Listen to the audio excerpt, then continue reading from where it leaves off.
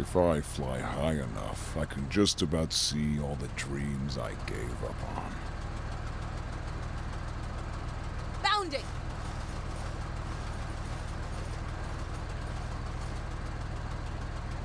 Hostiles!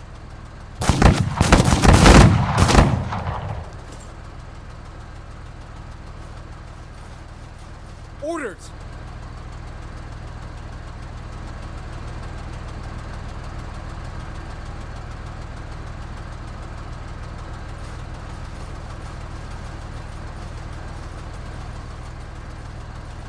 Let's do this.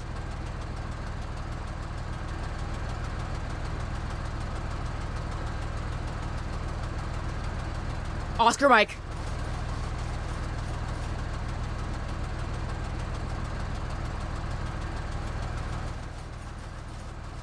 Hostiles advancing!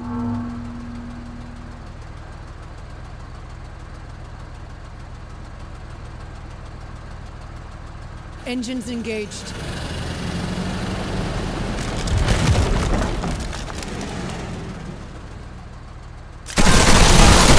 You're not dead. I looked way worse than that. Orders!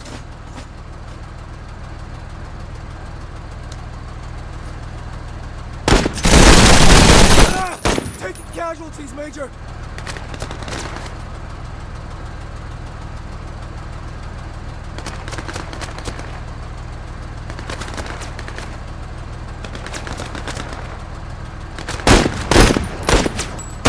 Now let me touch you.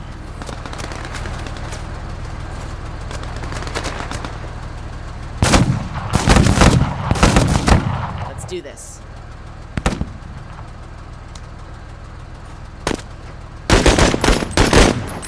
Was that a knock-knock joke?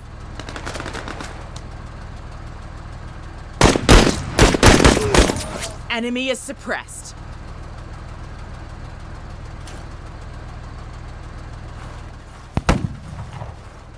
Enemy movement!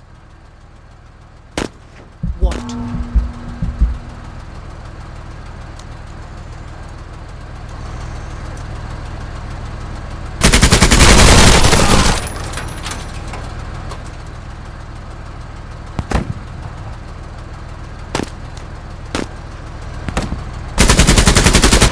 Recalibrating sights. So many trinkets.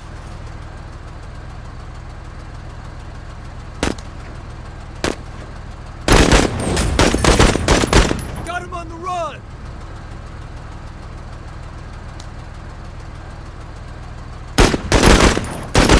Engaging hostile!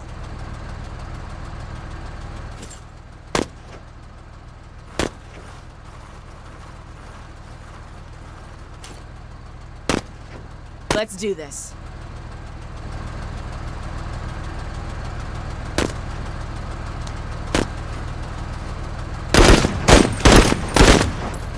Only I was in my ship. Sights are sharp. What?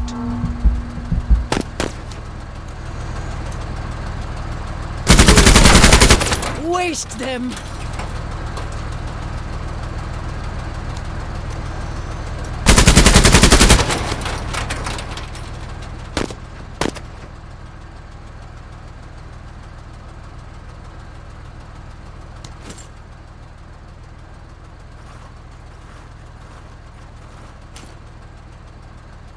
Orders?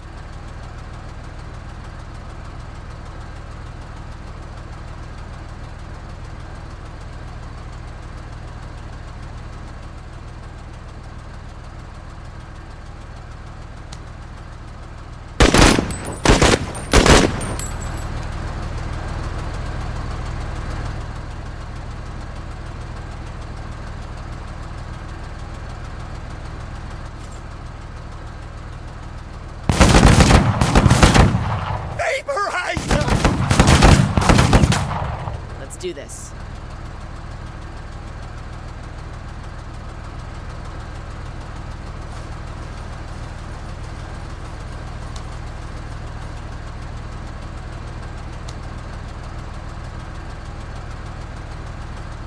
What?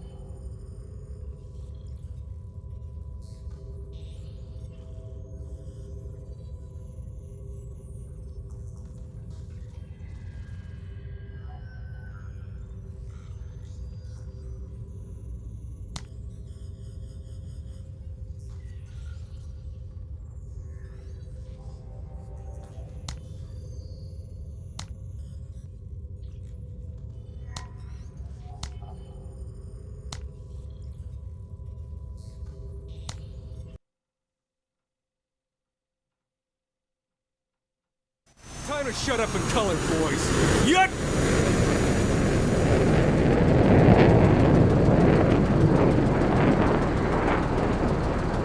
What?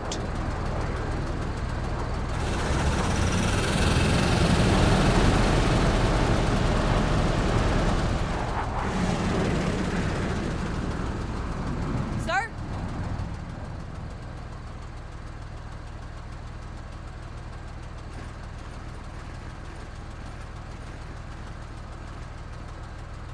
Orders?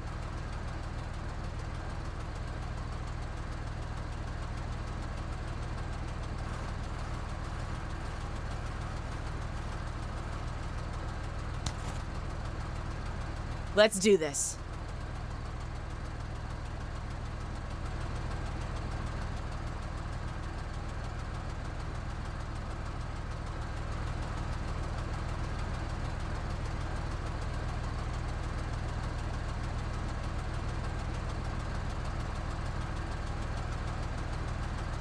Eyes and ears. Movement. Here we come! What?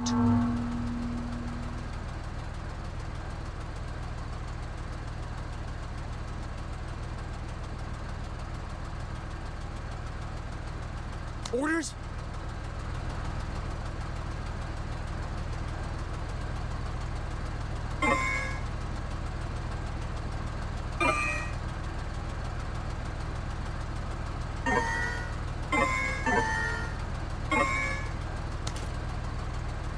Moving!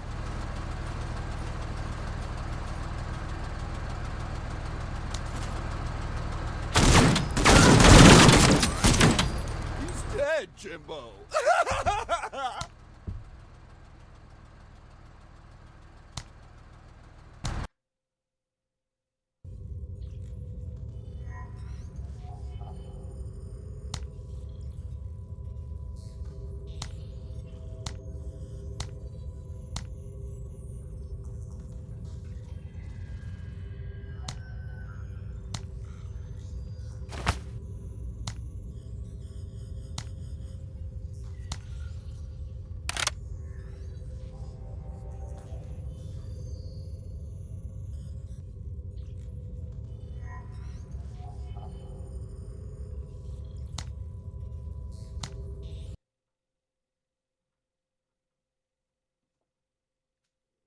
We'll make this look easy.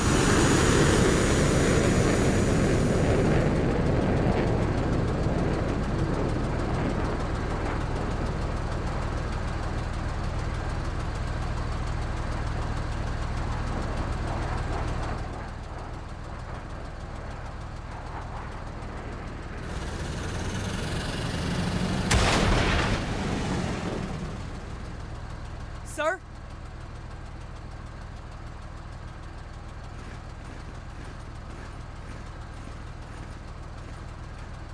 Ready, Major.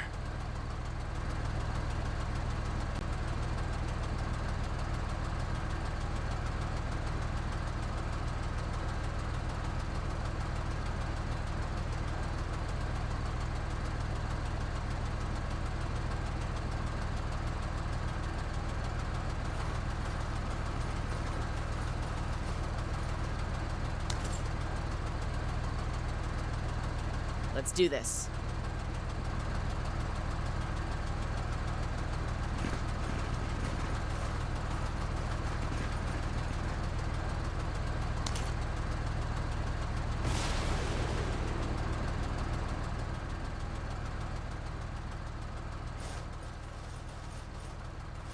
Hostiles advancing!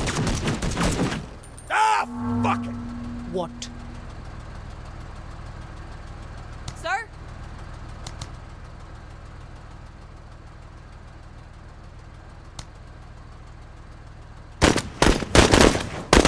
Pause! Pause!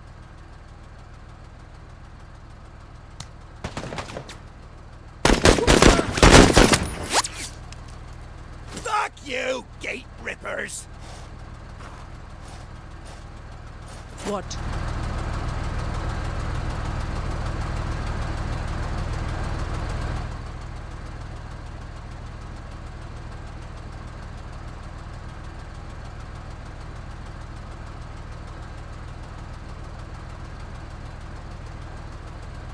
Armor detail on duty.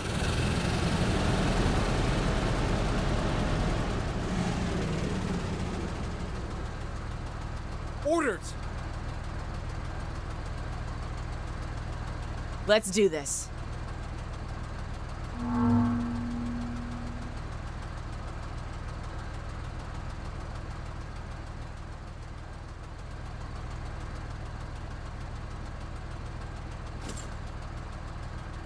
Men of Steel! Sir?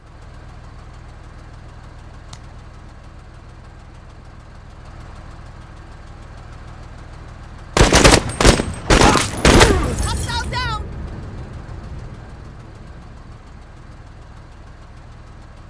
Orders?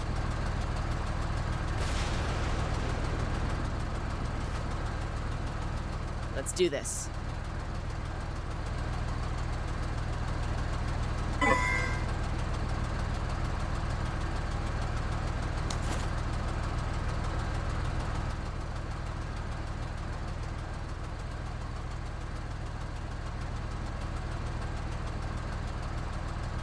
What?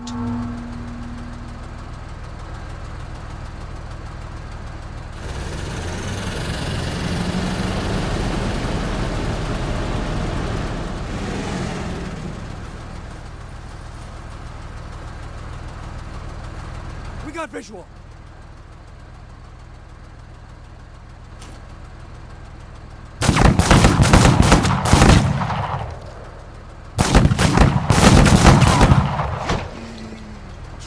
Trinkets!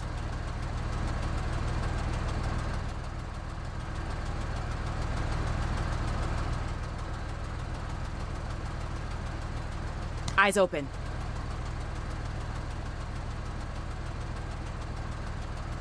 "103rd heading to cover."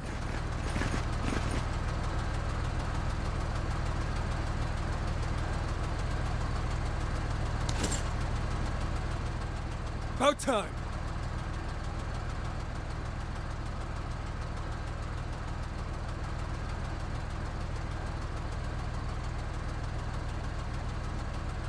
What?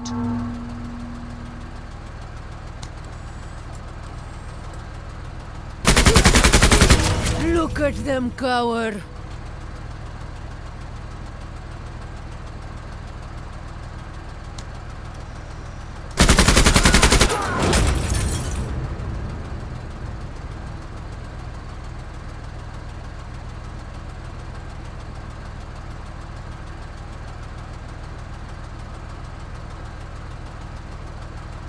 Sir?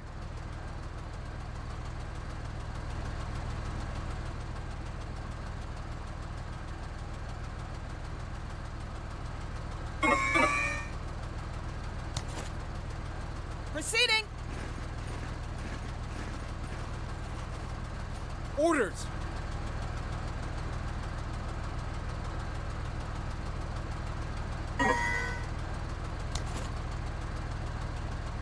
Get to cover! Let's do this.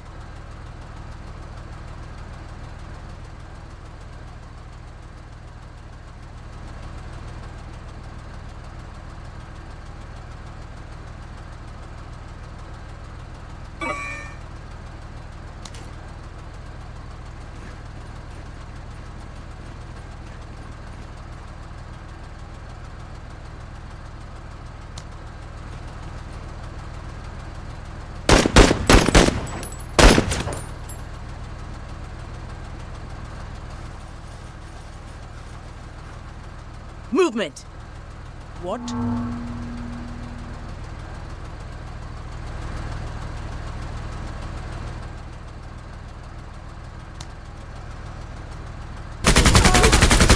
Nice shot, Marine!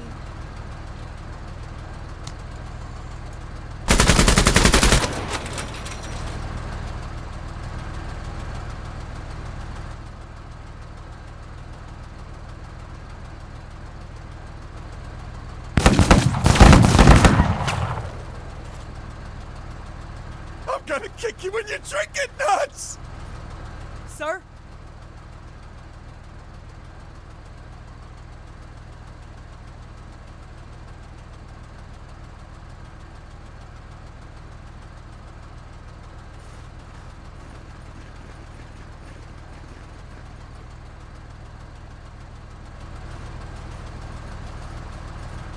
Orders? Moving!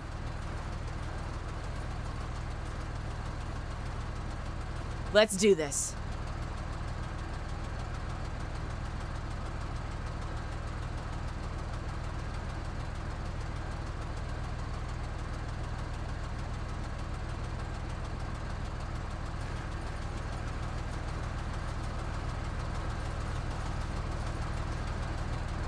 What?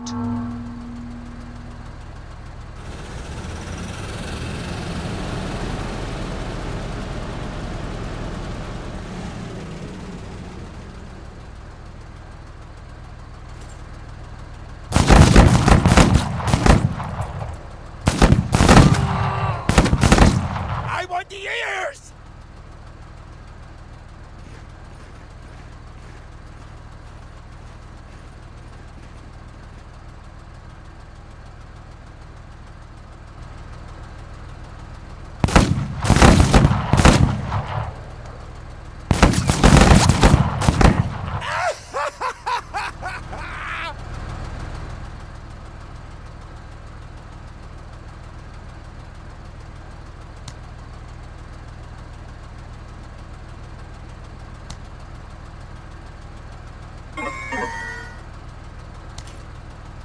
Move it, Marines! Let's do this.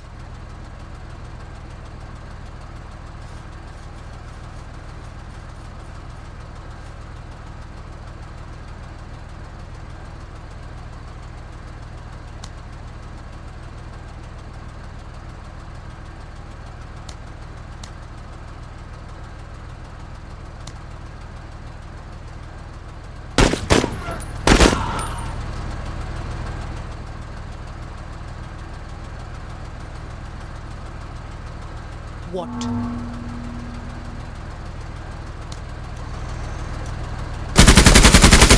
Kill them all!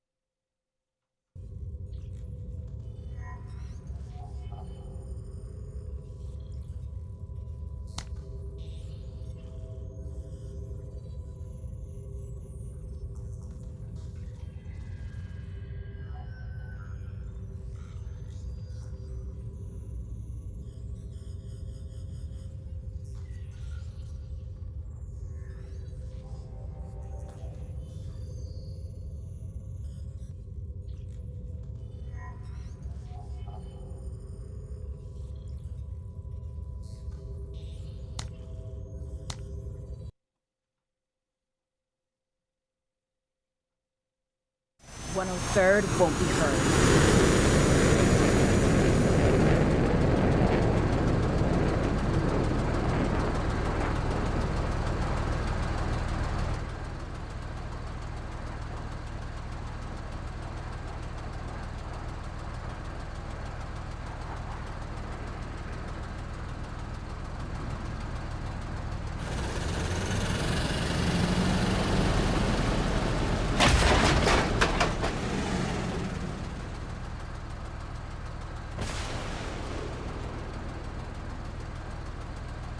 Sir?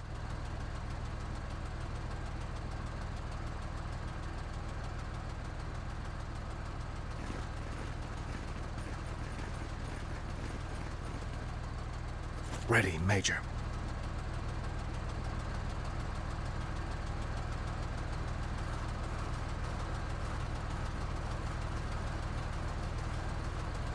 Let's do this. Moving to waypoint.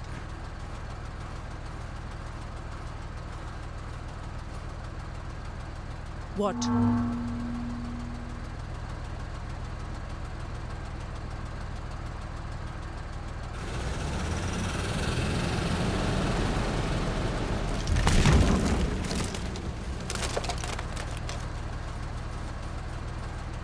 We've got movement! Orders!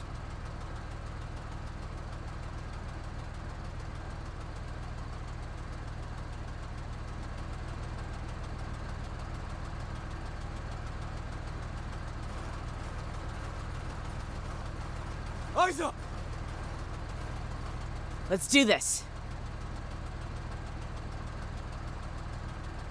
Moving to waypoint.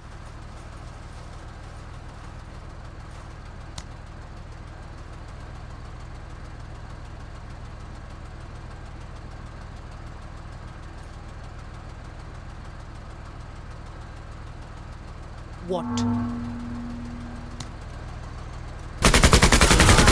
They cowered like dogs.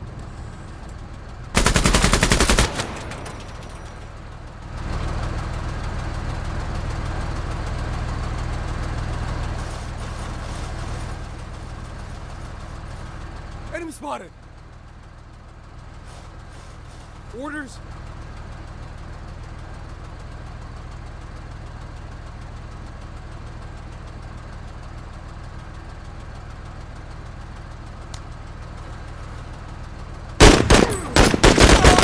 Don't break out!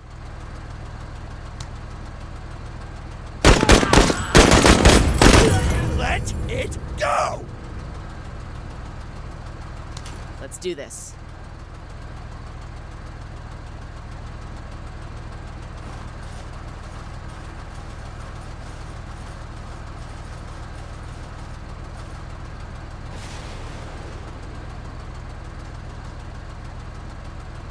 What?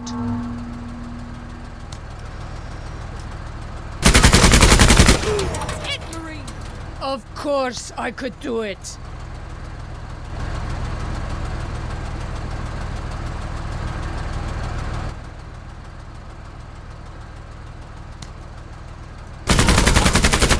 That's it, Marine!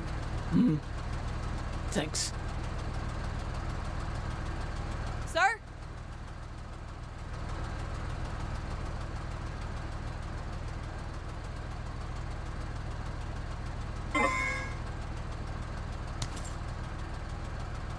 On our way! Let's do this. Hustle 103rd.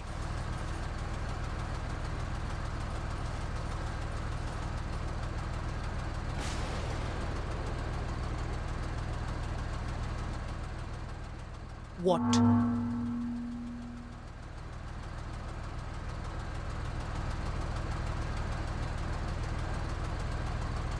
Are there Kutta there? Visual acquired.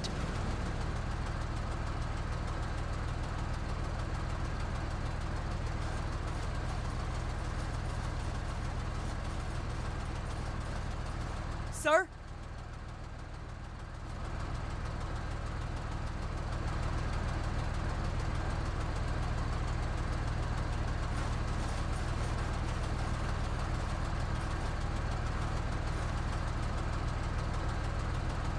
Let's do this.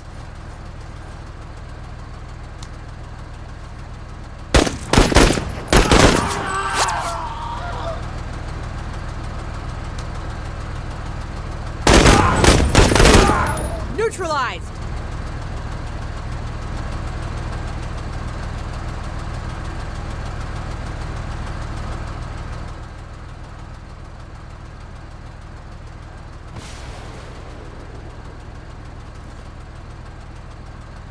What? Engines engaged.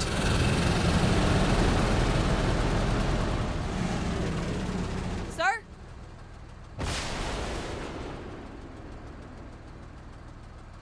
Orders?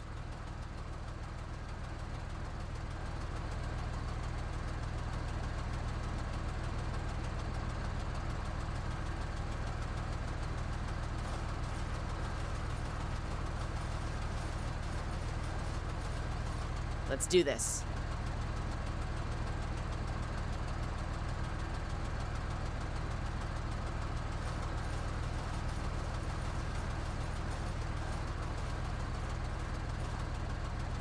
What?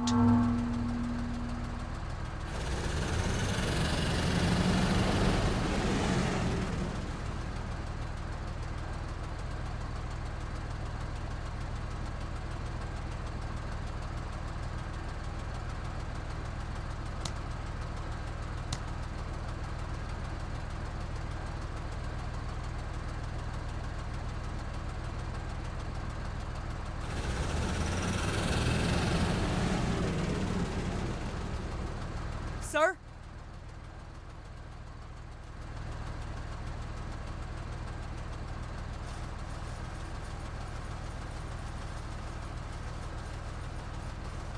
Let's do this.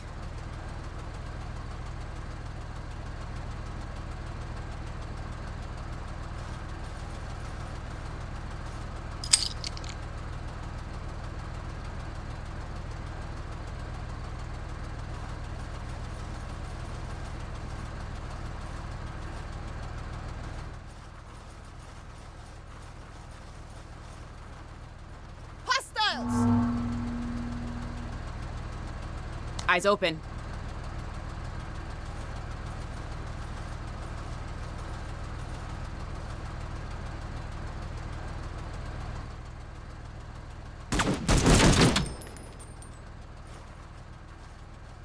I am not angry.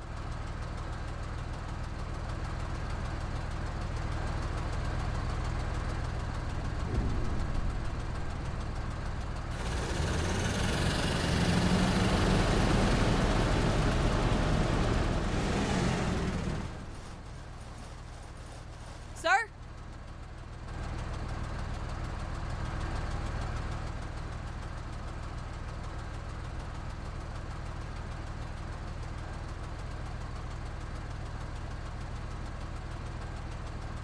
About time.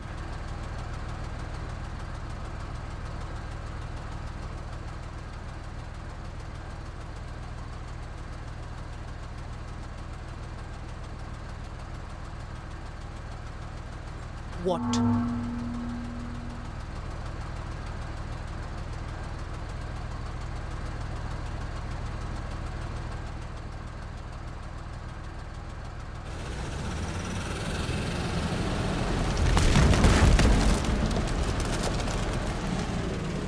Sir?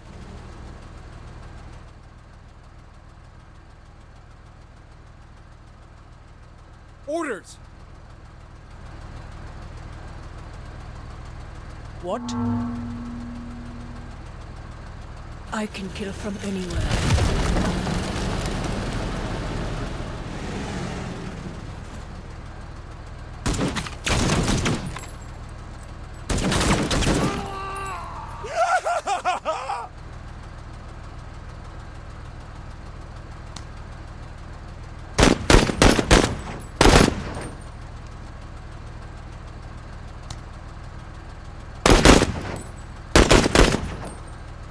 Orders?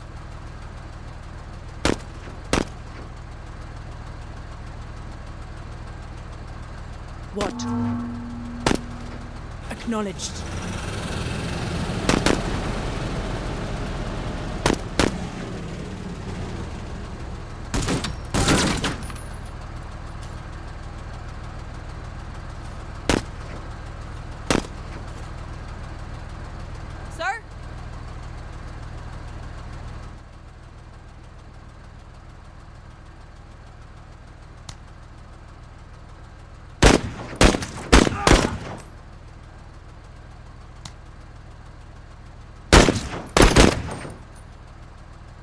Orders!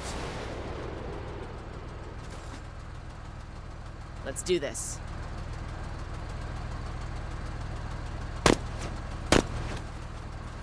Hostiles advancing!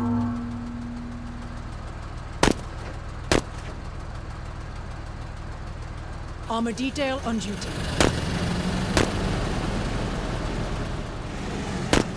Hostiles!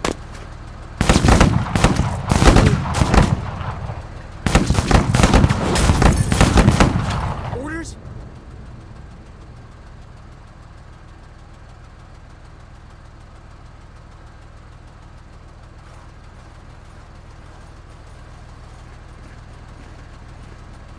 Let's do this.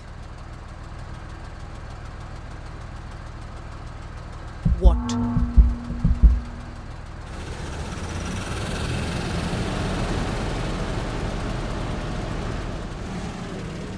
Orders!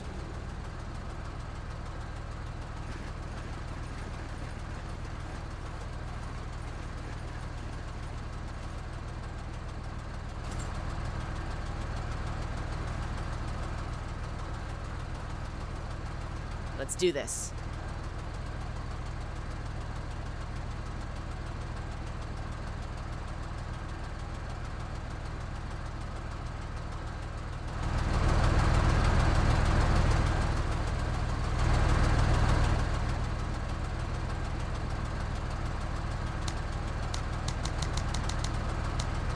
Let's do this.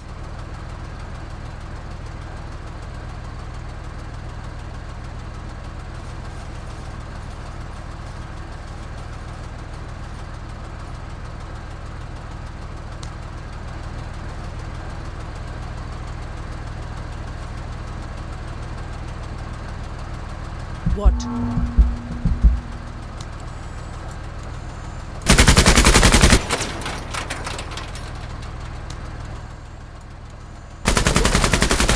Unit obliterated!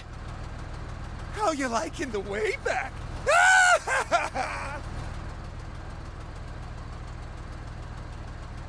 Let's do this.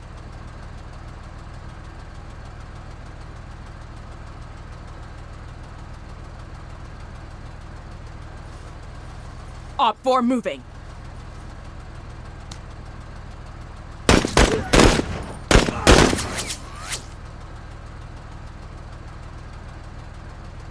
What?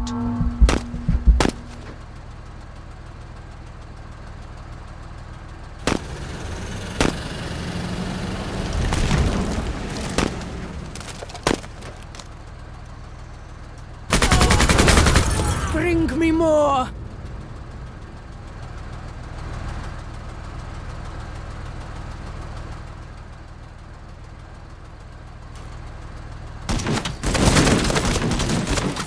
I'll get him back for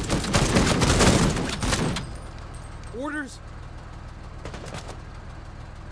Move it, Marines!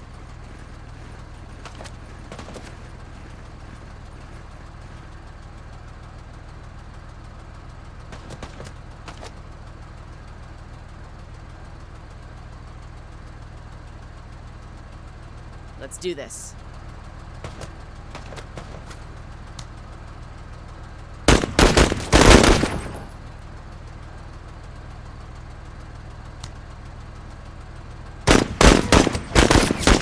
Contact!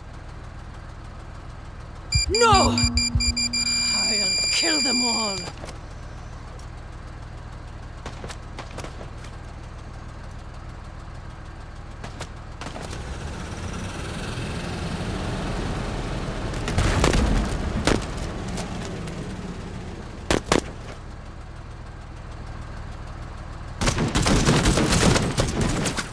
I got the aim of a Ricarian!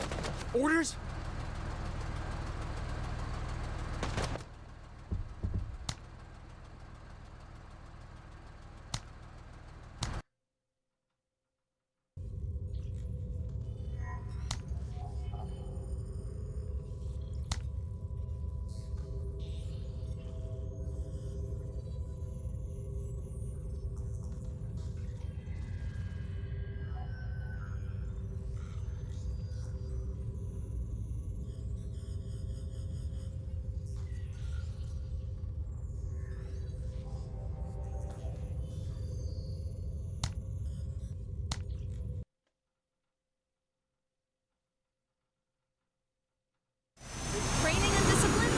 always ready to fight.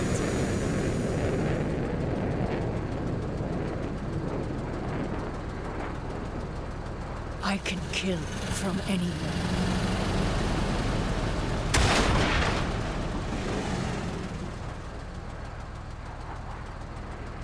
Sir?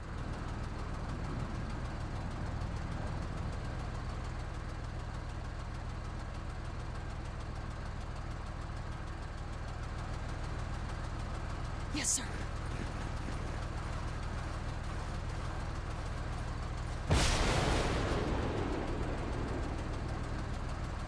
Orders! TCR is passed.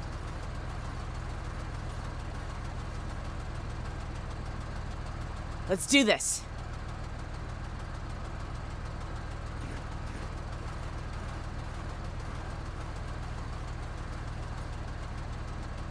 What?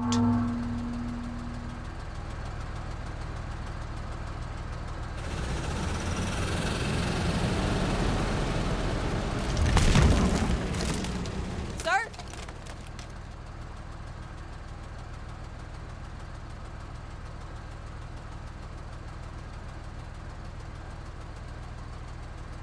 Receiving? Hostiles advancing!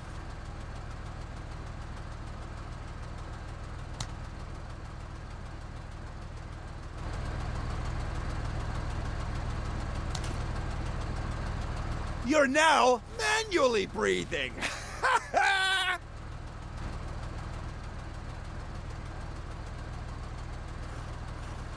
Movement!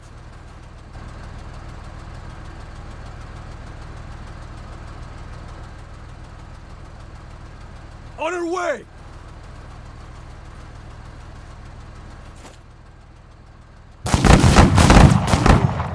Reporting KIA! Heavy contact!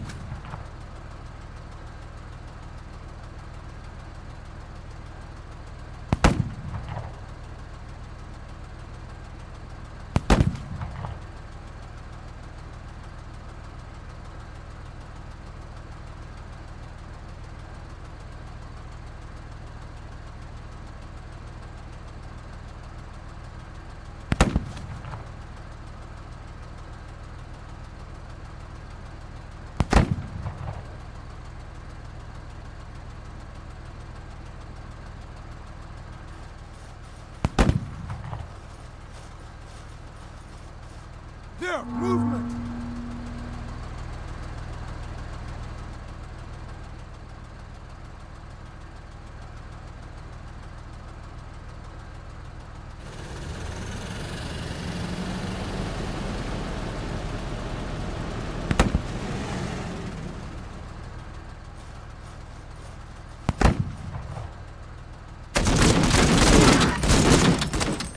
We've got KIA!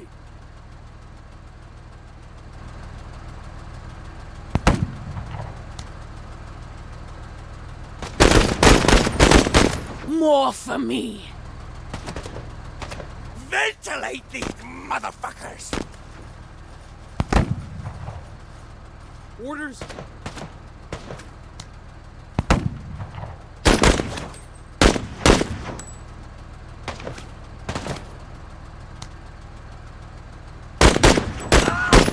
Kiss my ass!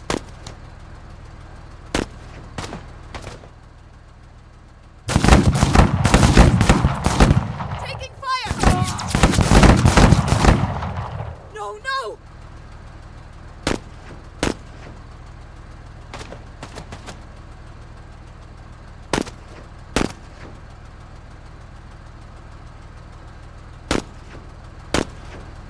Oscar Mike.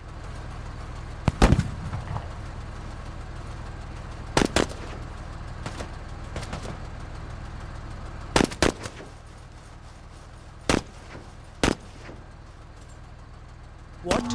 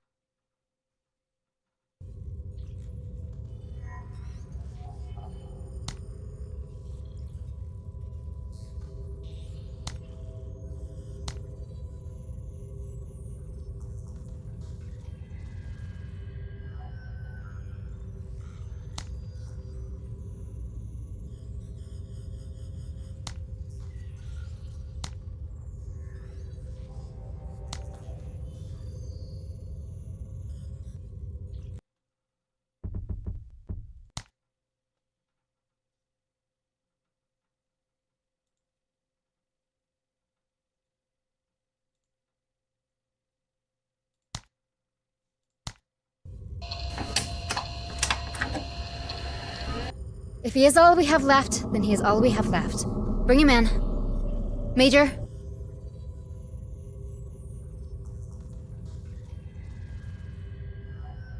Yeah?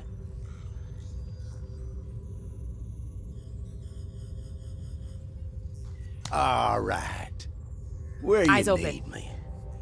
Nox has landed. Our eyes see everything. Sir, service is always an act of valor, Major. Orders? About time you got me in there, Major.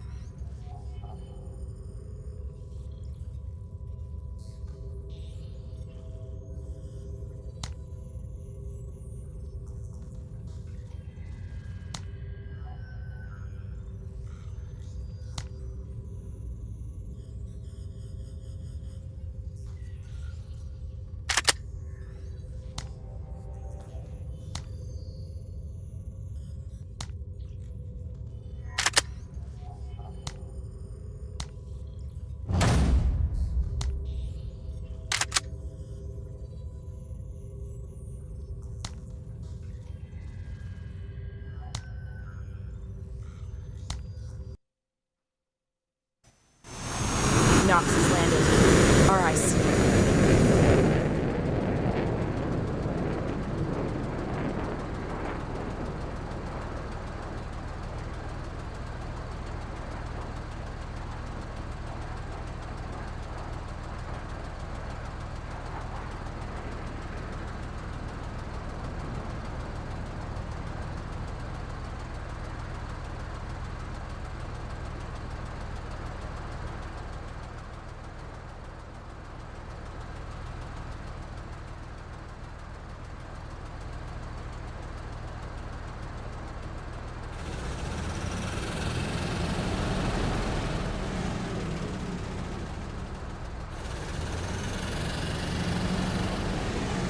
Sir!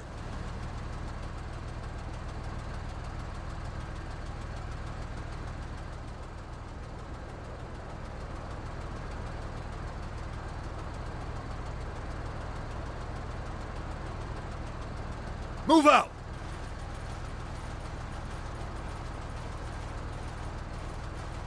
Orders?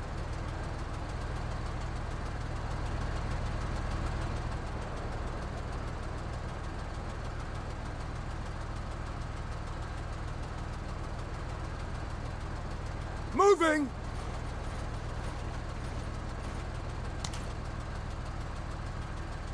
Let's do this.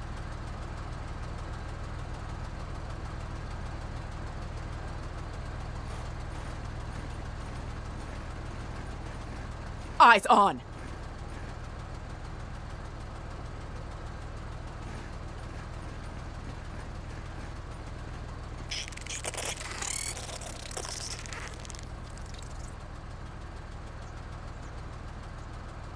Yeah.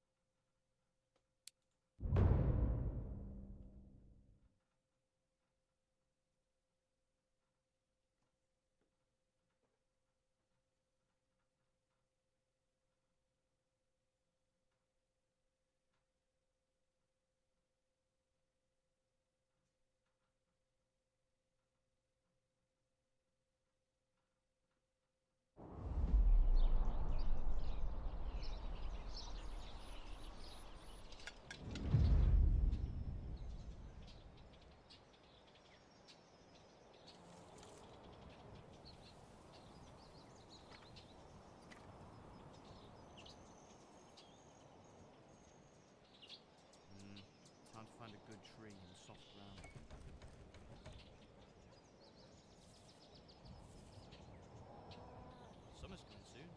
soon the beating sun.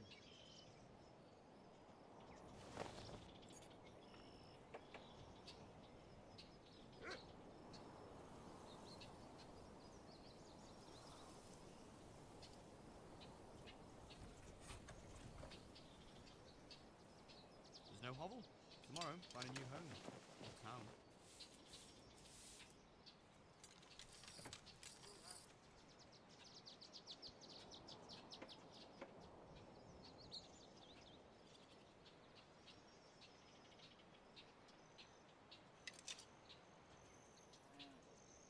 We all know what that means.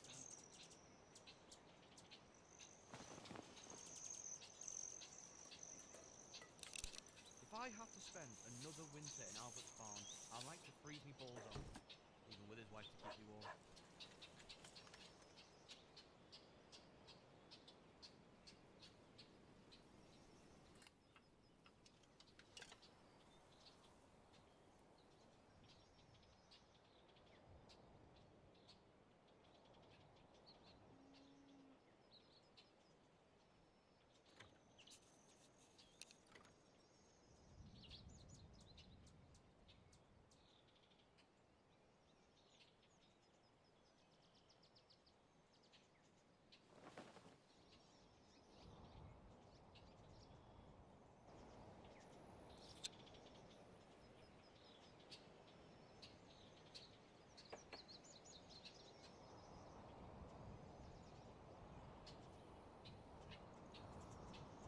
A fresh start for me and me own.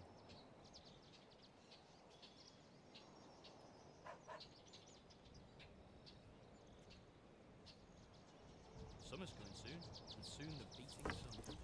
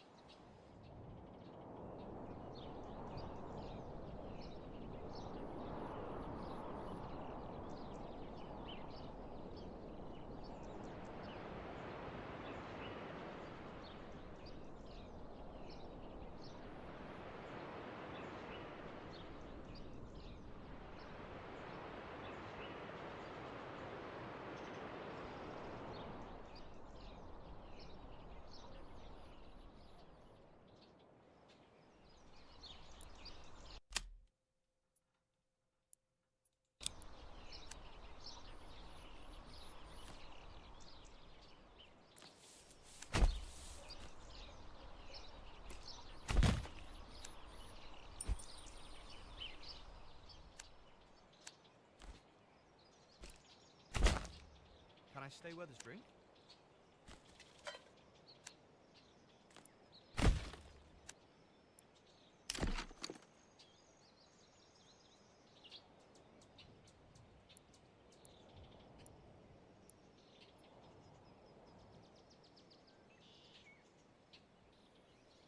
Gave the old ox a handful of month-old grey. He spat it in my face, tried to carve me a new nipple. Can I stay with his drink?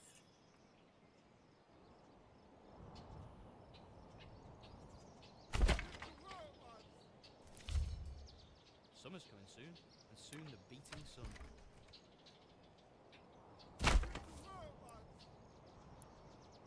Come along, lad.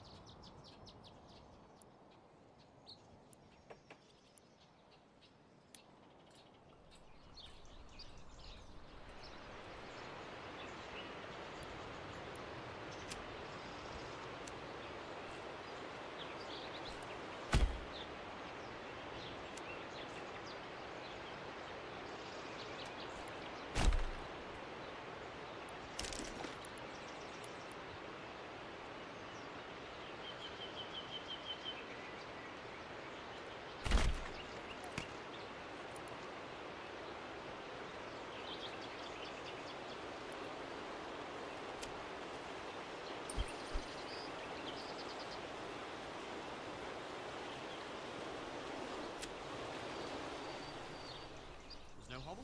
Tomorrow, find a new home. Or town.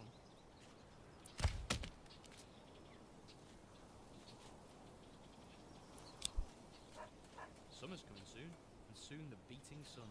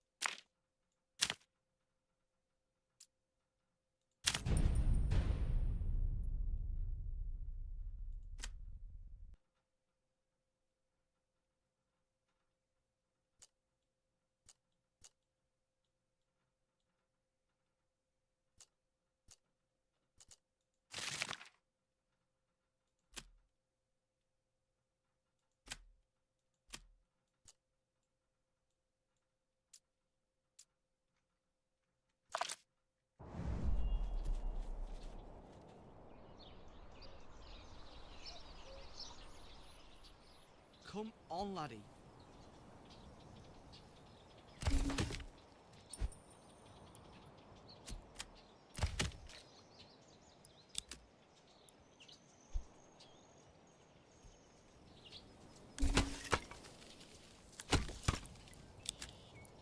Just give me a hammer and something needs to not move. I'll put it in its place.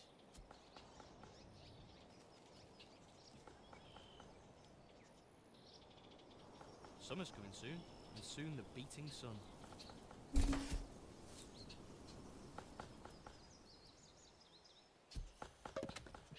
Gave the old Doc a hand for the month-old drag. He spat it in my face and tried to carve me a new nipple.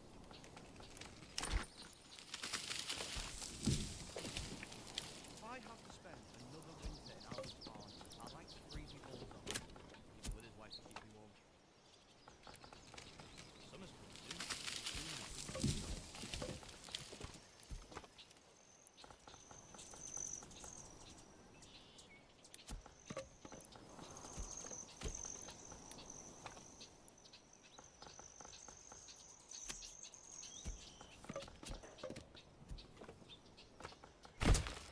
You all know what that means.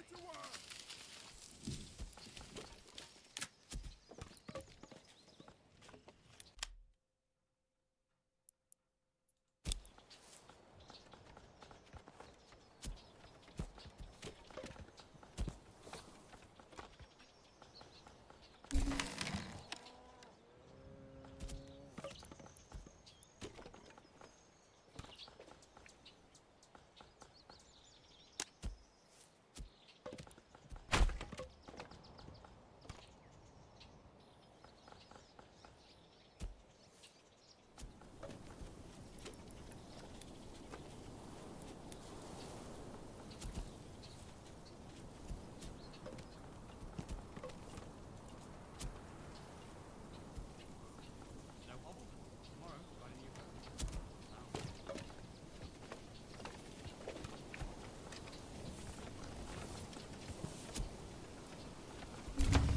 Is this smooth enough?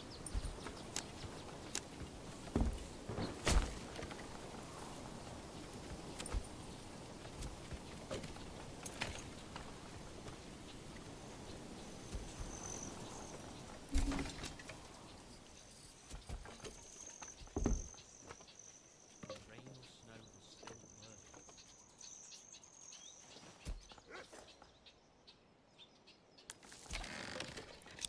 Summer's coming soon, and soon the beating sun.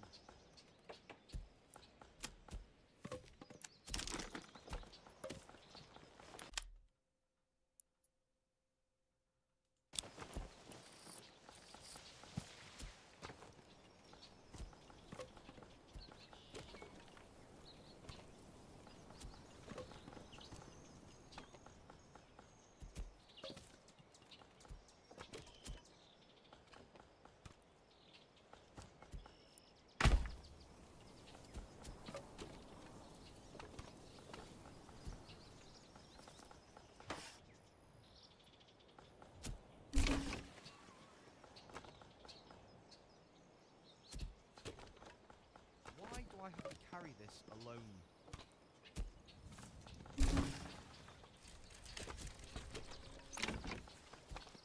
Oh, this is heavier than it looks.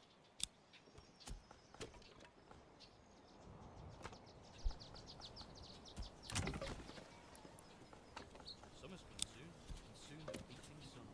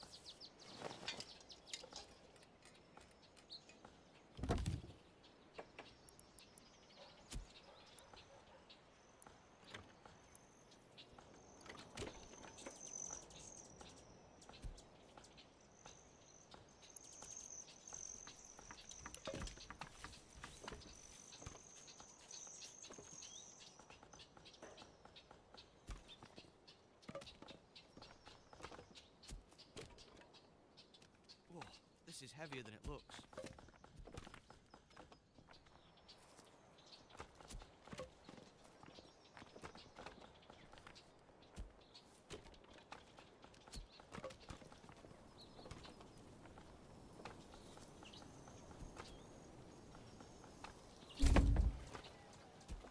Just give me a hammer and something needs to not move.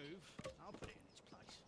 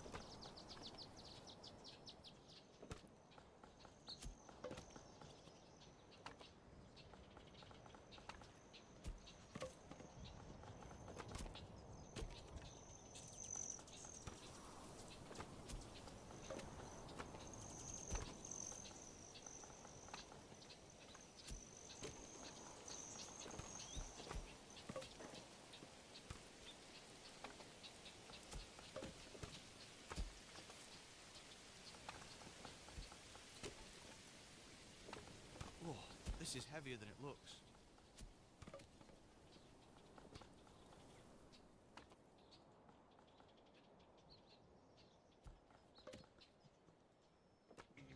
That leaves me with, yes, enough points to get Constitution up to 12, and 1 point left over.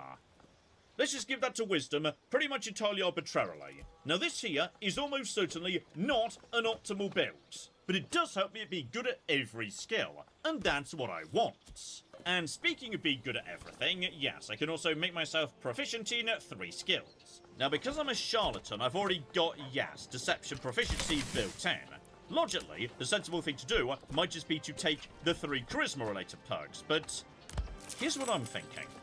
I'm not sure I actually want to do that, because I've already got +3 on all of those built in, so I think I don't really need to be investing in these here skills. Instead, I'm going to take ones that just strike me as sounding interesting up here, so investigation, analysing clues, and solving mysteries. That just sounds so badass, obviously we're going for that. And on top of that, yeah, insight. Read people and situations, detect liars. Now that strikes me as very useful for a character who's going to be doing a lot of talking or whatnot. And as for the final skill, okay, I'm going to be honest, I can't resist just giving that to performance. Like, screw it. I want to be better at performance than anyone else in the entire world, okay? When the situation finally arises where I can just challenge the King of the Squids to a karaoke competition, I am going to slaughter him. And finally, cantrips and spells. Cantrip just meaning like a little cheap spell that you can use as much as you want to. And what's very interesting is, yes, bards next to plenty of other magic users are not particularly focused on murdering people at the start of the game. What bards are about is helping their friends and hindering their enemies. In fact, of all these cantrips, literally only one does any damage at all. Vicious Mockery. It only does like between 1 and 4 damage, which is really not much. But the damage is not really the point. What's more important is I insult a creature, and it has disadvantage on its next attack roll, meaning it's going to make it much harder for them to hit me or my friends. That's the real power of Vicious Mockery. And for number 2, I'm going to go for Minor Illusion. So yeah, rather than actually hurting anyone directly, I can just make an illusion that forces people to come over and investigate, which could potentially be very useful indeed. And finally, over to spells. So yeah, these are more powerful spells, but there are limitations on how much I can use them. And once again, there's a lot of support stuff in here. That's what bards are very good at. So I want to have a good spread of abilities here. Some that help my party, some that help us interact with the world outside of combat, and some that actually do damage. So most importantly, straight away, speak with animals. I'm taking that immediately, okay? Anything I can speak to, we're going to be speaking to them. Next up, I'd like to be able to do a little bit of healing. So yeah, I'm going to take Healing Word, which allows me to just top up my allies' health a bit. So okay, that's 2 support spells. The others I'd like to be able to actually, do some damage with. here we go. This is, yeah, probably the heaviest hitter Bards have access to at level 1. Dissonant Whispers. 3 to 18 damage. And on top of that, you can frighten your opponent so they're less effective going forward. Absolutely being a loot layer. And finally, I'm going to go for, yes, Tasha's Hideous Laughter, which doesn't do damage, but does force the opponent to fall to the ground laughing and stay there a while. So yeah, if there's an opponent I just want to get out of the fight for a bit, this could be a good way of doing that. So, yeah. I'm going to say that's a pretty good spread, okay? Various support abilities, but also plenty of ways I can actually help in combat too. And finally, the most fearsome button of all in this entire process. Edit appearance. So, okay, I'll be back in like an hour or so after I'm done tinkering with my character. Okay, sometime later, and here we go. This is gonna be Arya. Yes, it took me quite a while to find a hairstyle that worked with the horns, because plenty of horns just kind of go through the hair, and it doesn't really make sense. The eyes, by the way, I'm especially proud of, because you know me, I love a scar on the character. Notice that one scar goes straight over the eye there. So what I did was give myself, yeah, sort of a glowing demon eyes, but yeah, I gave myself a slightly more vibrant eye over on my left. But my right eye is a tiny bit more dull, because I'm assuming it got damaged by that injury, which I got during a previous heist that went very, very wrong. Never said I was a good thief, by the way. So there we go. That's going to be our character, though. As I say, there's a lot of this we can change down the line if it doesn't work out, okay? All those ability points, those skills, even the way my character looks, you can change that very easily. So, yeah. This will do as a starting point. Let's jump on in and begin the adventure. Oh, never mind. Sorry, I forgot I also need a guardian. Okay, just out of interest, who's like the smallest race? Because I like the idea of my guardian just being a really, really cocky tiny. I think it's a tie between the halflings and the gnomes. So, you know what? I'm going to make my guardian a gnome, because the last time I played this game, I was playing as a gnome. In fact, yes, I think it was this precise hairstyle. So, welcome back, John from the past. I look forward to you guarding me from whatever it is I need guarding from.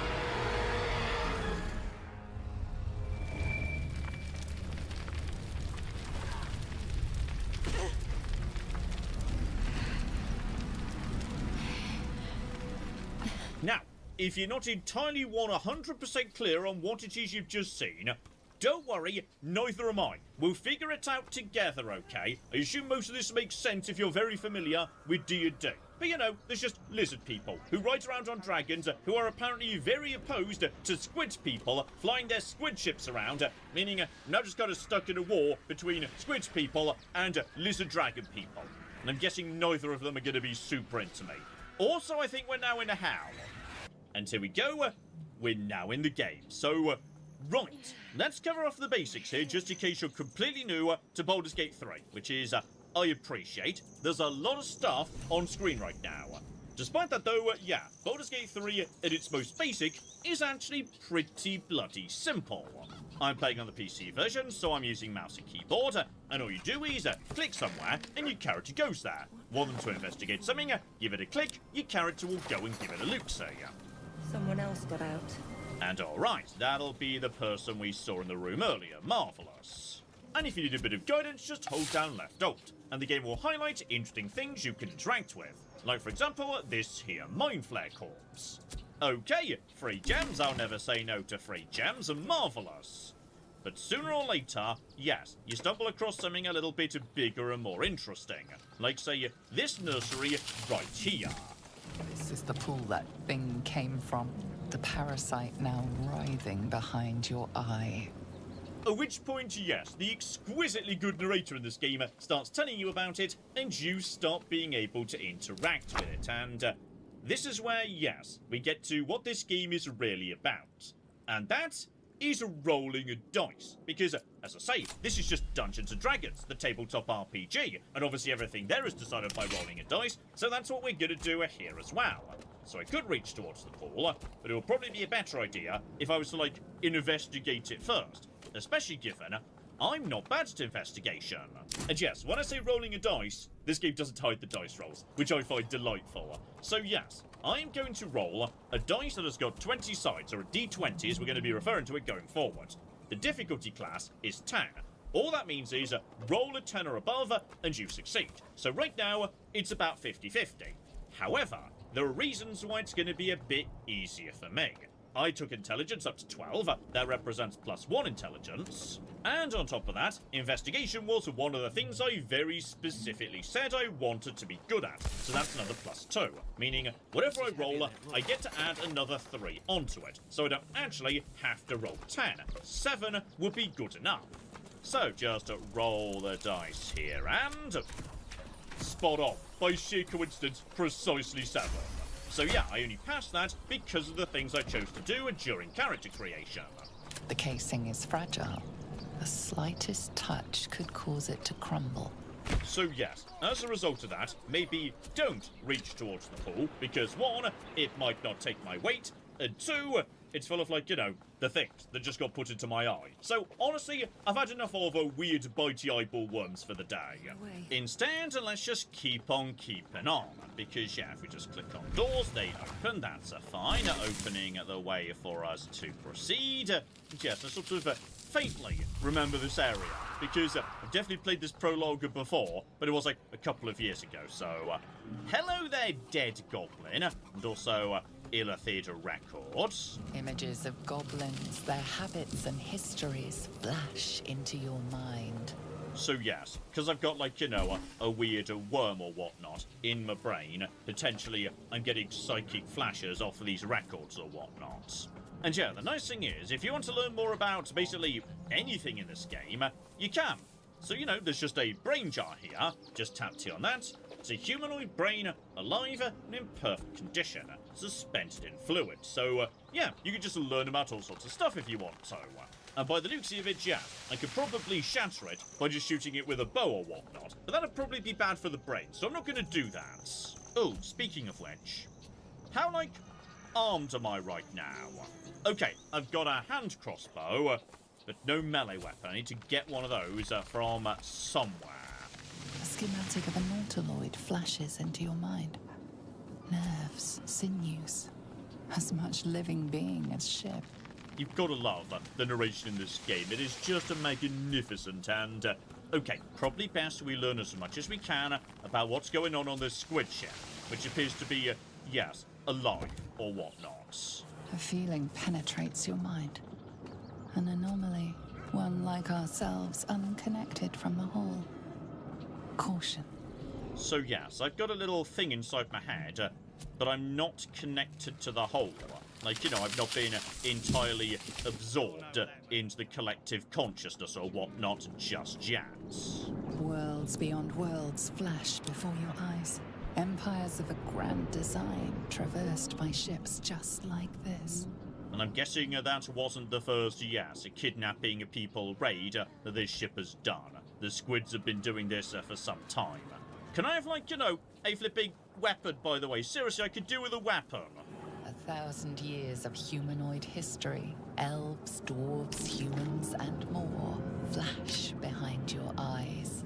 So, okay, possibly they've been doing it for a very long time, and now this I think I do half remember from the last time I played this. Just pop onto this here elevator. Beautiful.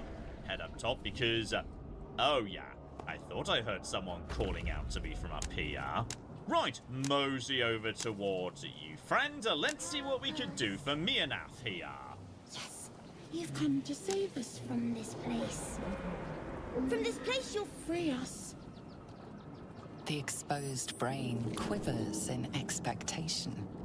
Please, before they return. They return. So, okay, you may have noticed up at the top left there for a second, yes, not every skill check is as flashy and showy as that first one. You don't always have to be taken to a different screen to do a dice roll. Loads of tiny checks are just going to be occurring in the background, which on this occasion just means that, yes, I passed a perception check, which feels weird for me, but whatever. Yes, I noticed that, the brain sort of jiggling in excitement. Kind of feel like I'd be happier if I hadn't noticed that, to be honest, but yeah, this is what's gonna happen to me, isn't it? You had one of those things put in your eye, it went in your brain, and after a while, or once it gets like embedded in or matures or whatnot, the brain starts becoming an independent entity.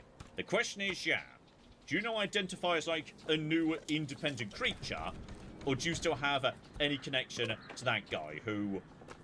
I can't help but notice he's crying. There's tears on the right there. I don't appreciate that. But yes, let's see what this thing thinks it is. A newborn. Born new from this husk. You realize you're talking to an intellect devourer. A minion of the mind flayers who abducted you. Remove us from this body. From this case. Free us. Please. And okay, we could shatter the skull, or carefully remove it, but no, in investigation. Let's figure out what we're looking at here, because, once again, that's something I'm actually quite good at. So, roll the dice, beautiful, and there we go, nice and easy. You notice edema, a swelling of the brain causing pressure where it strains against the shell of the skull. So as a result of that, I've just opened up a new thing that I could do. Medicine. So yeah, a strength check is a terrible idea. My strength is so bad, I have to actively deduct points off my dice roll. My dexterity is pretty good. That's a +2, that's decent. The medicine is only a +1, so I didn't take medicine as like a skill that I was proficient in. However, despite only getting the +1 from wisdom, because I did the successful check with investigation, I get to roll with advantage. So yes, this is very important. When you roll with advantage, you roll 2 dice and get to keep whichever the highest is, which massively boosts your chances. So that is much, much better. This is why I wanted to be this type of tiefling. This means I can do the same thing every time I run into any performance or intimidation check.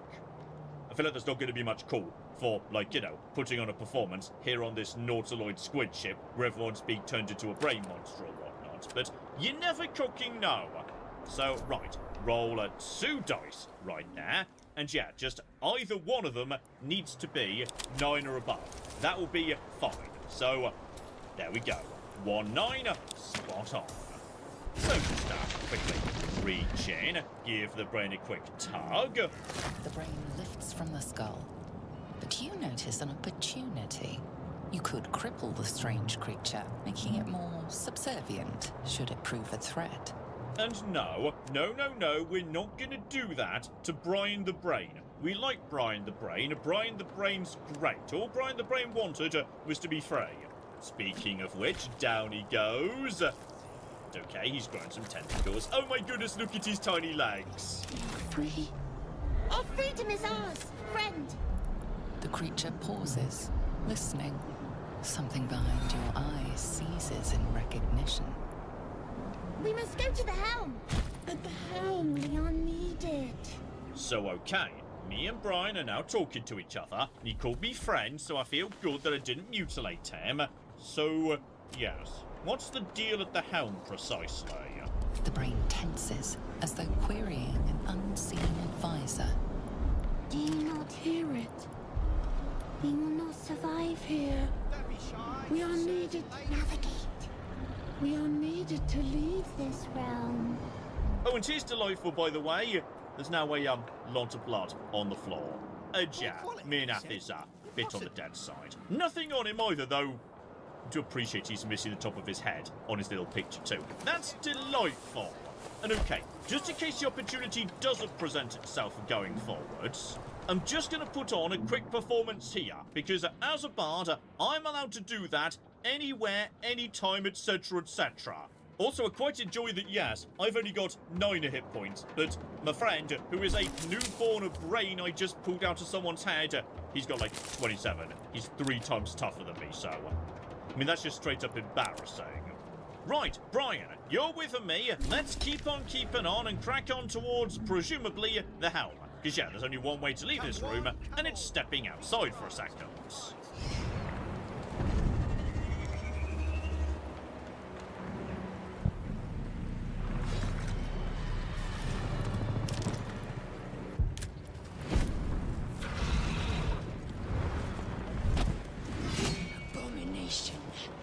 This is your end. Your head throbs and your skin tingles. Visions rush past.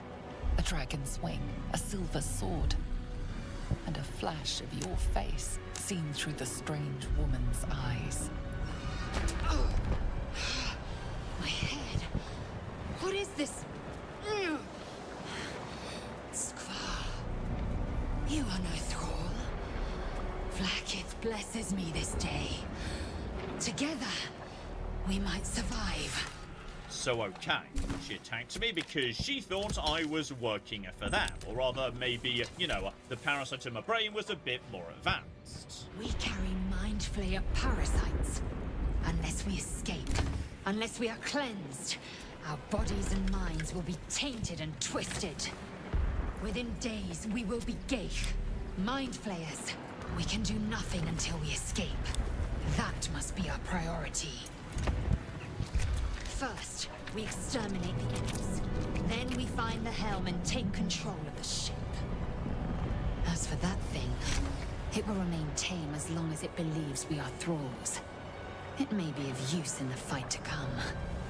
Okay, that's adorable that she actually acknowledges Brian and is willing to work alongside him because, yes, potentially he'll be able to help us. And here we go, we're jumping right into our first fight against these little goblin imp demon creatures. Now the fight's begun, we've switched over to a turn-based system. That's the turn order up in the top there, and though I'm sure fights will get extremely complicated as time goes by, at their most basic level, they're actually pretty simple, which is I can do 3 things during my turn of any fight. I can move, I can do an action, and I can do a bonus action. And hilariously, yes, the strongest among us, Brian, has rolled the right to go first during this fight, which is delightful. So, yes, we need to figure out what he's doing. Well, probably a good start would be running up to one of these little imps and giving him a bit of a whack. Because, yes, obviously, one of the big things you could do as an action is attack your enemy. So, you know, use my movement to move to him, attack him as my main action. That seems like a good starting point. Though once again, everything comes down to dice rolls, even if you don't see him on screen. Like, the amount of damage that Brian's gonna do is, yeah, 2d4s plus 2. So it's gonna be between 4 and 10 damage. So, off you go, Brian. Have fun with that. Beautiful. He does 8 damage, and as a result, yeah, that was a good damage roll, and the imp goes down. Meaning all you could do now is move a tiny bit further and take a bonus action. Though the only bonus action you've got available is jumping. Which doesn't necessarily help me much, because if I were to jump forward, say, that would just leave me exposed to these guys coming and attacking me. So, you know what, that's probably not a bad thing, all things considered, given that guy might try and retreat away from you. So, you just jump forward. That's literally all you can do, because, yeah, you've moved all you can move. You've done your attack as a main action. You've done a jump as a bonus action. So, therefore, your turn ends, and we move over to me. It's now my turn, and hilariously, yes, I don't have, like, a melee weapon, so I'm entirely dependent on this here bloody hand bow. And yes, unlike Brian, we only have a 90% chance to hit, because it's not just the damage that's caused by rolling a dice. It's also accuracy. So this hand bow is obviously a bow, meaning among other things I get to add my dexterity onto my accuracy. Meanwhile, this guy's chance to dodge is determined by his armor class or AC, which we can check by just hovering over him and tapping it too. So yeah, AC of 7 is really, really bloody low. Like normally 10 is like the default even if you're wearing no armor. So, open a fire, hit you for 7, you go down as well. Yes, this is going very, very well indeed. In fact, under the circumstances, I think we're going to do Sing for Me. Lovely. So we're just going to do that. Marvellous. And parting just do this in the middle of a fight, and it's fine, which I find deeply delightful. The problem is I don't have enough movement to get Lae'zel over to our final enemy, but honestly, this fight has gone pretty damn smoothly so far, so get over to here. You do have a short bow, but your chance to hit with it is actually a bit on the lower side, because Lae'zel's got worse dexterity than me. She's actually a fighter. She just wants to bonk things with her sword, and she's very cocky good at that, so yeah. She's not going to be as strong if we force her to be using ranged weapons. They're just not her thing. You know what? 85% still pretty good. Give it a go and... right. Wiped out the entire team before they even got an attack in. Beautiful. Before we move on, though, there's a lot of cocky corpses in here. Like, you know, imps, mind flayers, thralls, etc, etc. We need to loot all of these, because I could really do with a flipping melee weapon, in case it comes down to, like, you know, a fight or whatnot. Instead, caustic bulb, that's like, you know, a grenade-y type thing I could throw, so I'll take it, but seriously, one of you guys had a weapon, right? Oh, now that'll cocky do nicely. Or rather, it won't. This is a weapon which I'm not actually capable of using that well. I don't have the proficiency for it. So yeah, over on the character sheet, Lae'zel, because she's a fighter, she can basically use any weapon of her choosing. That's A-OK. Unfortunately, I'm a bard, which means I can use more weapons than, like, you know, a wizard could say, but I still need to be a bit more specific, so yeah. I can use various types of swords, and I'm good with hand crossbows. That's why I was, you know, hitting pretty accurately with that thing a second ago. But I can't use that weapon we just picked up. Or rather, I could, but it would not be a good idea. We need to get out before it's too late. Yes, I know. I'm just busy looting. And speaking of which, I think you, my friend, might be... oh. Now we're flipping talking. You see, the weapons I just picked up there, they're tagged with finesse. Finesse means I get to use my dexterity instead of my strength or whatnot. And specifically, right, the rapier here, 3 to 10 damage is decent. I can actually use it, as in I'm proficient in it, so yeah, this is just a really solid weapon for me. Anyway, keep on keeping on, just to climb the horrible fleshy nonsense here. Sorry, arterial mesh, officially. Yeah, just click on that, your character will climb it. So, yeah, navigation's pretty easy. Just point where you want your character to go, they'll find their way there. It concerns me that the game just drops an autosave. Here we go. What's in the next room, precisely? Okay, excluding the, yes, slightly spiky decor, this doesn't look too bad. So, mosey on in, check all the bodies. The man isn't dead, but he's totally unresponsive. Okay, but perhaps of more note, he's wearing a rather fancy skull necklace. Light flickers in his eyes. but he seems totally unaware of his surroundings. Oh, they've both got one. Okay, Lae'zel, me and you can have matching skull necklaces. So, yes, I think I half remember this. This room is controlled by this here machine. There's just one small problem with that. It's a weird alien magical machine, and I'm not very good at weird alien magic. Another mystery. So yes, I can't actually, like, you know, read the various labels over the buttons. They all do different things, but I'm not 100% sure, like, what those things actually are. Because yes, Arcana is just not a skill I'm good at, so here's the thing.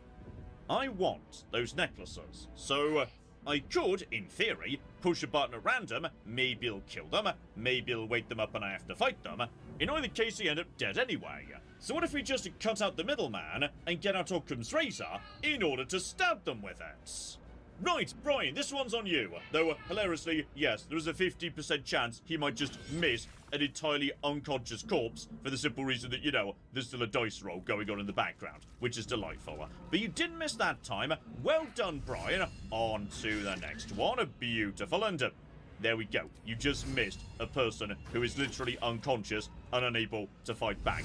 Keep on going, Brian. You'll get there eventually. I even got some experience from that, which is delightful, and... okay, this pot over here just keeps yelling, apparently. Yes, I will get you in just a second. I am busy looting. Gosh darn it, I can't have the outfits or the fancy skull necklaces. They do have money, though. I like money. Oh, you know what, though? That does make me think. On the topic of looting, yeah, these weapons are very heavy, so... Lae'zel, you're stronger than me. You've got way more carry capacity. You carry those, I'll carry, like, you know, the gems, gold, etc., etc. Oh, better and better over here. Okay, we've got one chest locked. And for the time being, I can actually do... hang on, we've got potential trouble. I mean, you cool friend. You are beautiful. I like intellect devourers. They just seem really chill. They just wander around saying you're beautiful, etc., etc. Everyone was saying to me when I played this game back in early access, John, don't trust the Squid people. The Squid people are bad. I'm not sure I believe that, okay? The intellect devourers are delightful. So right, we can't open that chest just yet. We've not got like a lockpick available. But we've also got here... faint images appear in your mind. A brain, a Githyanki warrior, and centuries of darkness. Okay, that might be relevant because, yeah, I'm part of this psychic network right now, so, a Githyanki warrior, possibly Lae'zel, so, right. Are you maybe, like, several hundred years old? Is that just how Githyanki warriors work? Or maybe you've been, like, you know, in cryogenic brain sleep in the shift ranges or something? Right, something to look into when we're not trying to escape from the giant squid shell. Okay, now I've got all the valuables out of the room, we can turn our attention to, yes, this pod here. You! Get me out of this damn thing! We have no time for stragglers. And I disagree, Lae'zel. Right now there's only two of us, another pair of hands, that's a be bloody useful. So, right, let's get working on getting this thing open. So, okay, we've got a weird, fleshy thing here, and... you know what? I'm just going to whack it. Nothing. The console remains dormant. I deeply appreciate that when you kick it, it makes a squishy sound, because it's made out of flash. The mechanisms are completely unrecognizable at first, but then you spy an empty socket. Okay, find something to plug in, come back, get Shadowheart out of the tube. Got it. Okay, well, Brainfriend was going in this direction, so just mosey after you through the disgusting doors that exist inside this here ship. And straight away, we've got some more corpses, so... okay, another weapon that I can't use, but a key. There was a chest on that desk just a second ago, so we'll get back to you in just a second, buddy. Keep on keeping on. And we've got another person in another pot here, and another button too, so... give it a go, Arya. I believe you can, like, you know, translate to do something here. Perfect. Okay. Perfect, so... I feel like I shouldn't push that button, because perfecting someone from the perspective of, yes, a race of people made up of squids and brains with legs. I think you're going to be happier if I don't push this button, so I'm just going to not do that. Instead, yeah, keep on keeping on, check out the other corpses, and there we go. Another thing highlighted in orange, meaning an important quest thing. On this occasion, an Eldritch Rune. So, right, that'll be what we need for Shadowhearts. So, step one, the most important thing. Now we're getting somewhere. Money, jewels, that's why I'm here on this adventure. And with that done, I guess we can free Shadowheart over here. Suddenly, you feel a hideous squirming in your head.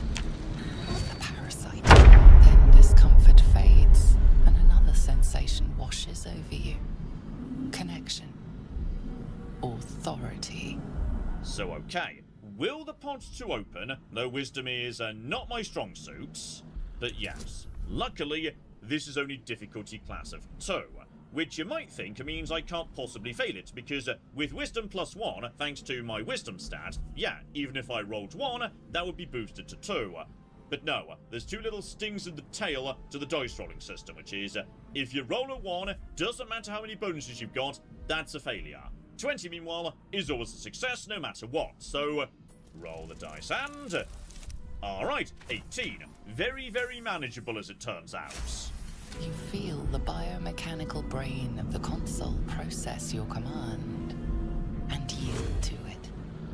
A shiver runs across your mind. You feel sated.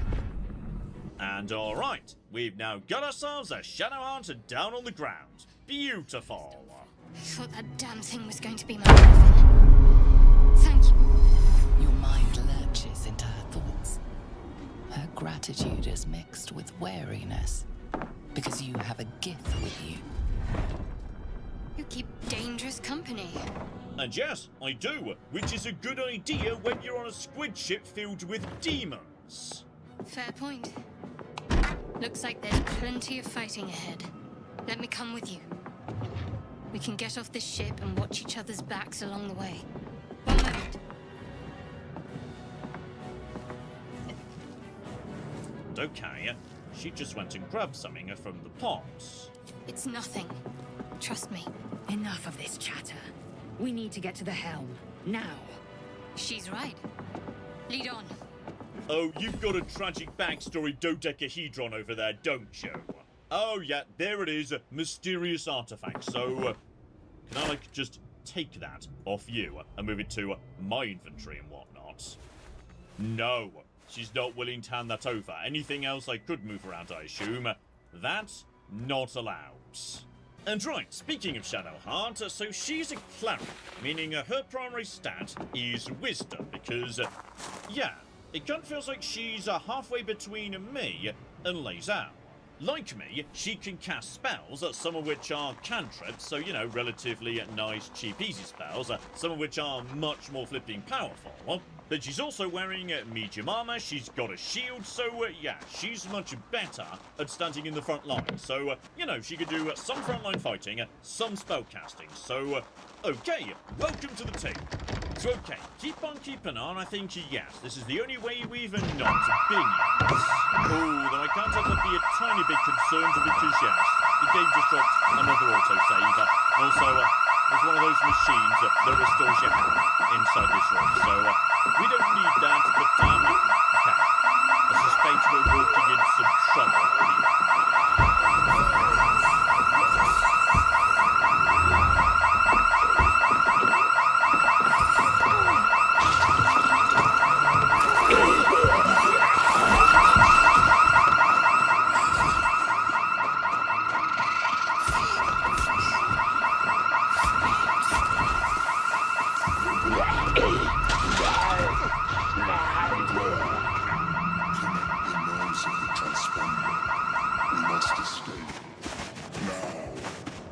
Do it. We will deal with the gate after we escape. Connect the nerves. Nerves. I adore you, Brian. The way he says nerves there is just a lovely. So, right, I appear to have walked into an absolute cocking mess here. We've got, like, you know, demons attacking mind flayers, other creatures just flying in to attack me. Basically, I've just got to get to the other end of the room and hit the button there before 50 turns runs out. Otherwise, I die. So, yes, my objective is not to win this fight, for one simple reason. Commander Zulk here is level 8, as is this Mind Flayer. So, those guys are going to fight each other. That's fine. I'm sure there are very clever ways to defeat Commander Zulk, even though you're level 1, if you really know this game very well. I do not, so I'm not going to be worrying about that, okay? These guys up front here, they're more my speed, alright? Level 1 lesser if. So all I'm going to do here is, attack and run. So, Brian the Badass, you get in over here. If you are lucky, you might be able to not quite get the kill. And that's fine. Just end your turn there. Next up, we've got Lae'zel. So, you get over to this guy. You could, but yeah, the most direct path would bring you through some fire on the ground there. So, avoid that if you can. That would be safe, apparently. Just okay with that. So yeah, we want to bring you in and hit this guy with a nice big old attack if we can. So yeah, we want him dead fast. Let's break out the good stuff. So because you're using a big old sword, you can break out the Lacerate. Not just tons of damage, but also bleed. If of course you get lots of dice, because everything in this game is about dice. So there we go. 2 damage per turn.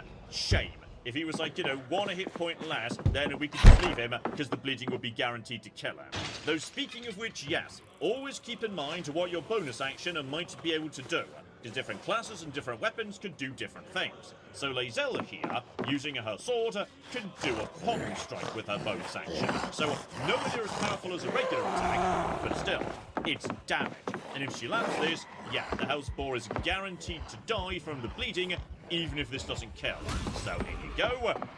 2 damage, dazed, and now we don't need to worry about you anymore. You'll die at the beginning of your turn. Spot. So right, over to Shadow.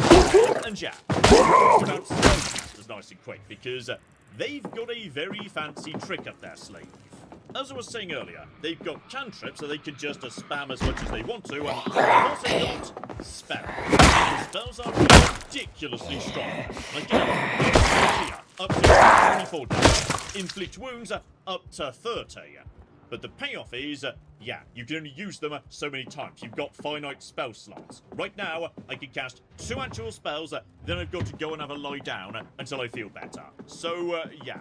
You've got to pick and choose when to use these things very carefully. But just for fun, let's crack out a Guiding Bolt. So, yeah, you roll 4d6s, anything up to 24 damage, and even better, the next attack roll against that target has advantage. So, yeah, the follow-up blow will also have a very good chance of landing. So, user appear to be floating over there with a crossbow, probably ready to snipe at me. And I say, no, actually, no you don't. That's the power of spellcasters. As long as they've still got spell slots, which, as I say, might potentially run out pretty fast. Okay, Ari is up. We know this guy's going to die. In fact, never mind. Sorry, he already died. I just didn't notice on account of, yes, the fact it was bleeding that did it. You're the only one who's left on the field who's paying attention to me. So just get in over here. Give you a stabbing, good sir, and there we go. Very, very nice indeed. And yes, as there are no more enemies floating around, let's crack out the Bard's signature ability, Bardic Inspiration. So even after my action, yeah, I can use my bonus action to inspire a friend, adding to their attack rolls, ability checks, saving throws, basically anything they might need. It just makes my friends better at doing whatever it is they're doing. So go on, Lae'zel, you can have a little bit of inspiration, given you just did so well against that ball. Yes, meanwhile, Odin. Things are not going well. We need to get a Shafty on, by the way, because when this guy dies and he's already half dead, this guy's going to turn to us instead. So, yeah, we need to cookie go. So I'm going to say this would be a good opportunity to, yeah, crack out dash and swap twice as much movement. So, bloody on towards the right.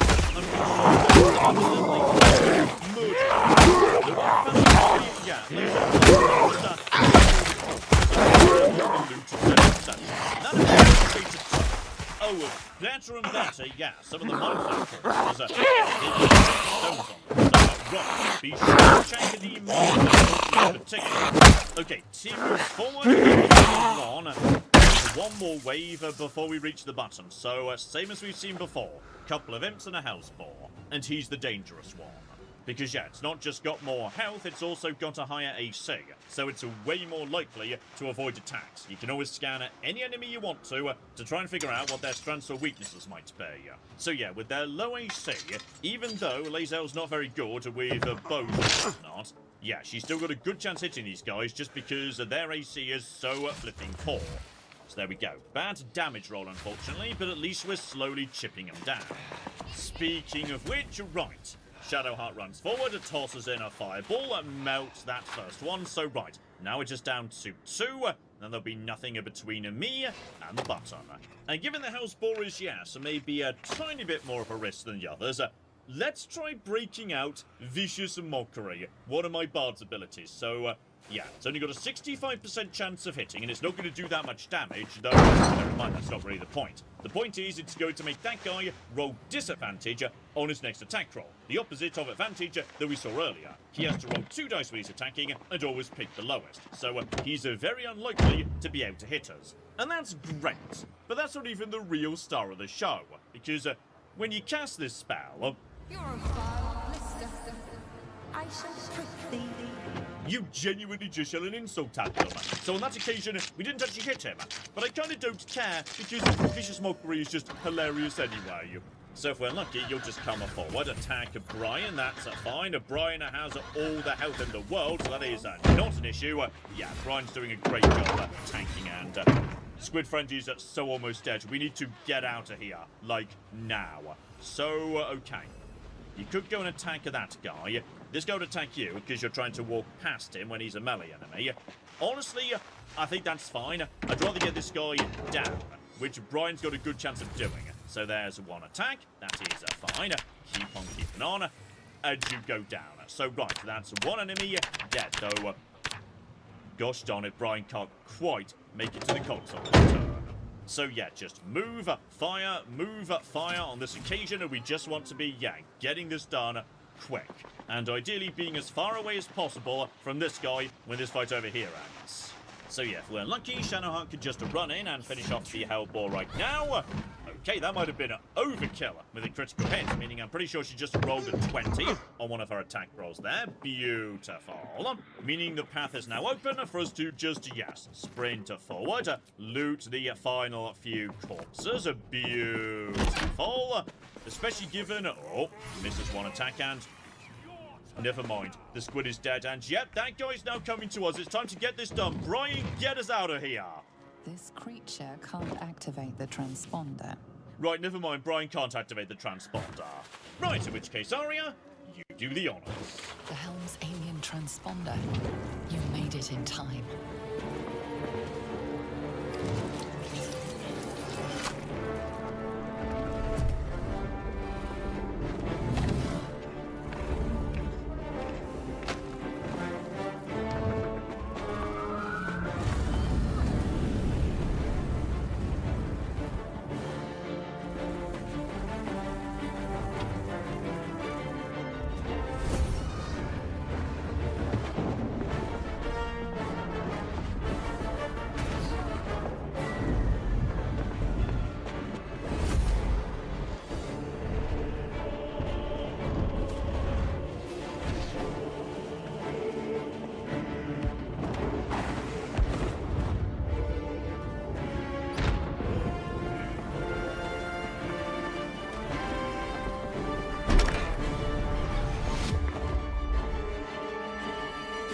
I'm deeply sad we don't get to see that cutscene with Brian doing all sorts of acrobatic heroics and whatnot. That would have been brilliant.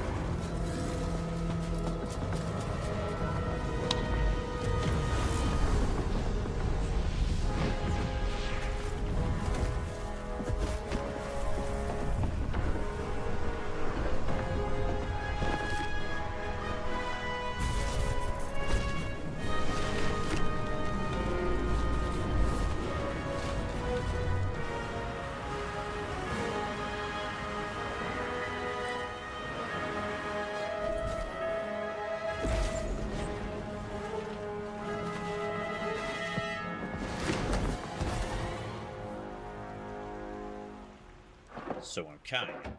Just before we hit the ground, something saved me from dying. More importantly, right, it's now day, suggesting all those things that saw the ship coming in, they saw that last night, so they're probably on their way. Other than the infection, they're more or less intact. A miracle, given everything they've been through. But it'll all be for nothing if you don't find help soon. The tadpole is a death sentence, and the clock is ticking. You need a cure. Right, main objective, sort out the tadpole situation. Got it. And, oh dear. I think there were some fishermen down on the beach when the Nautiloid caved out, so we definitely just crushed some people during our landing. However, we've also gone to one friend, Shadowheart, unconscious, not dead, so... okay, no sign of the rest of the team, but bare minimum, we've still got one friend.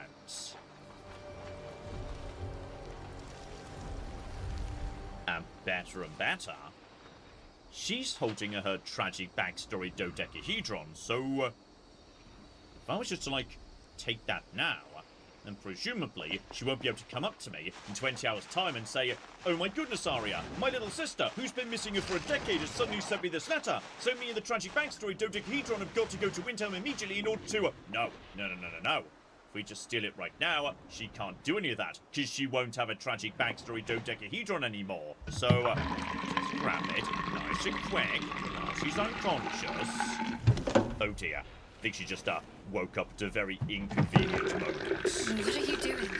I think she knows precisely what I was doing, so I'm going to fess up and say yes, I was planning to loot you. Well, that's honest of you. Don't do it again. I'll give you a pass this time, considering I owe you my life. And speaking of, how are we alive? Delightfully, as a bard, I could just, dramatically state it might have been divine intervention. The divine tend to keep their interventions close to the chest. Though, I suppose it's not impossible.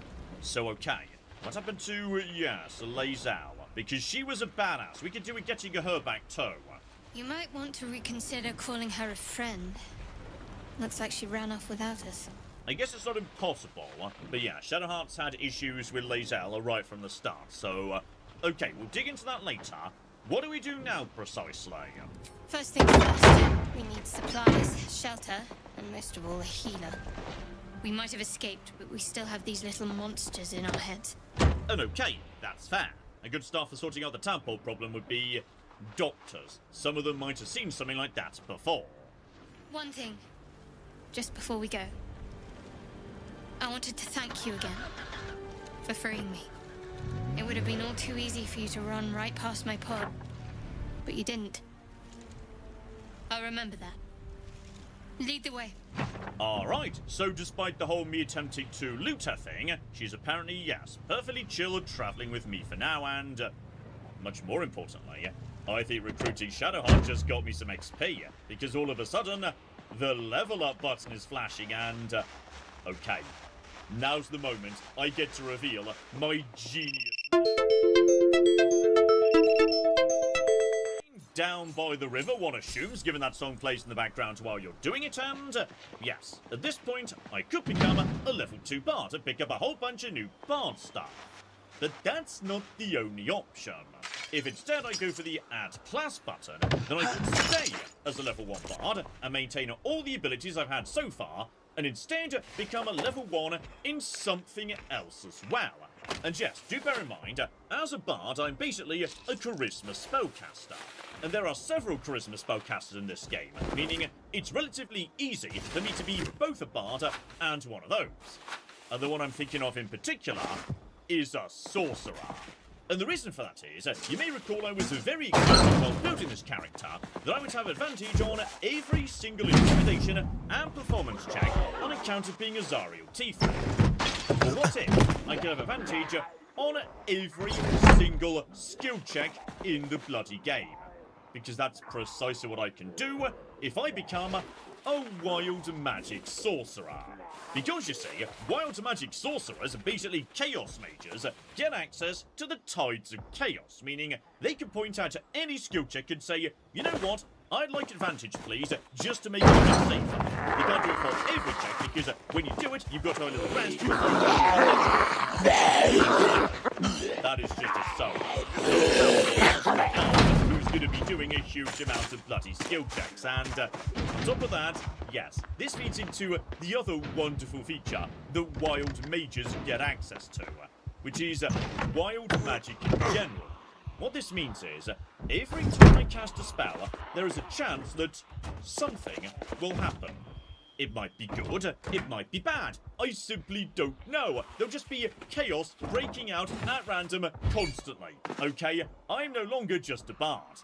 I'm a chaos bard, damn it. And even better, after you use Tides of Chaos, the chance of it happening rises up to 50%. So, yeah, this is going to be happening a lot, because I'm going to be using Tides of Chaos a lot. So, oh, this is going to be wonderful. And there's other advantages too. For example, sorcerers are much more traditional magic users. So, while bards have a lot of cantrips that are very support-focused, sorcerers get access to a lot more aggressive magic. So, right now, I can pick a whole bunch of additional cantrips. What I want to do is basically so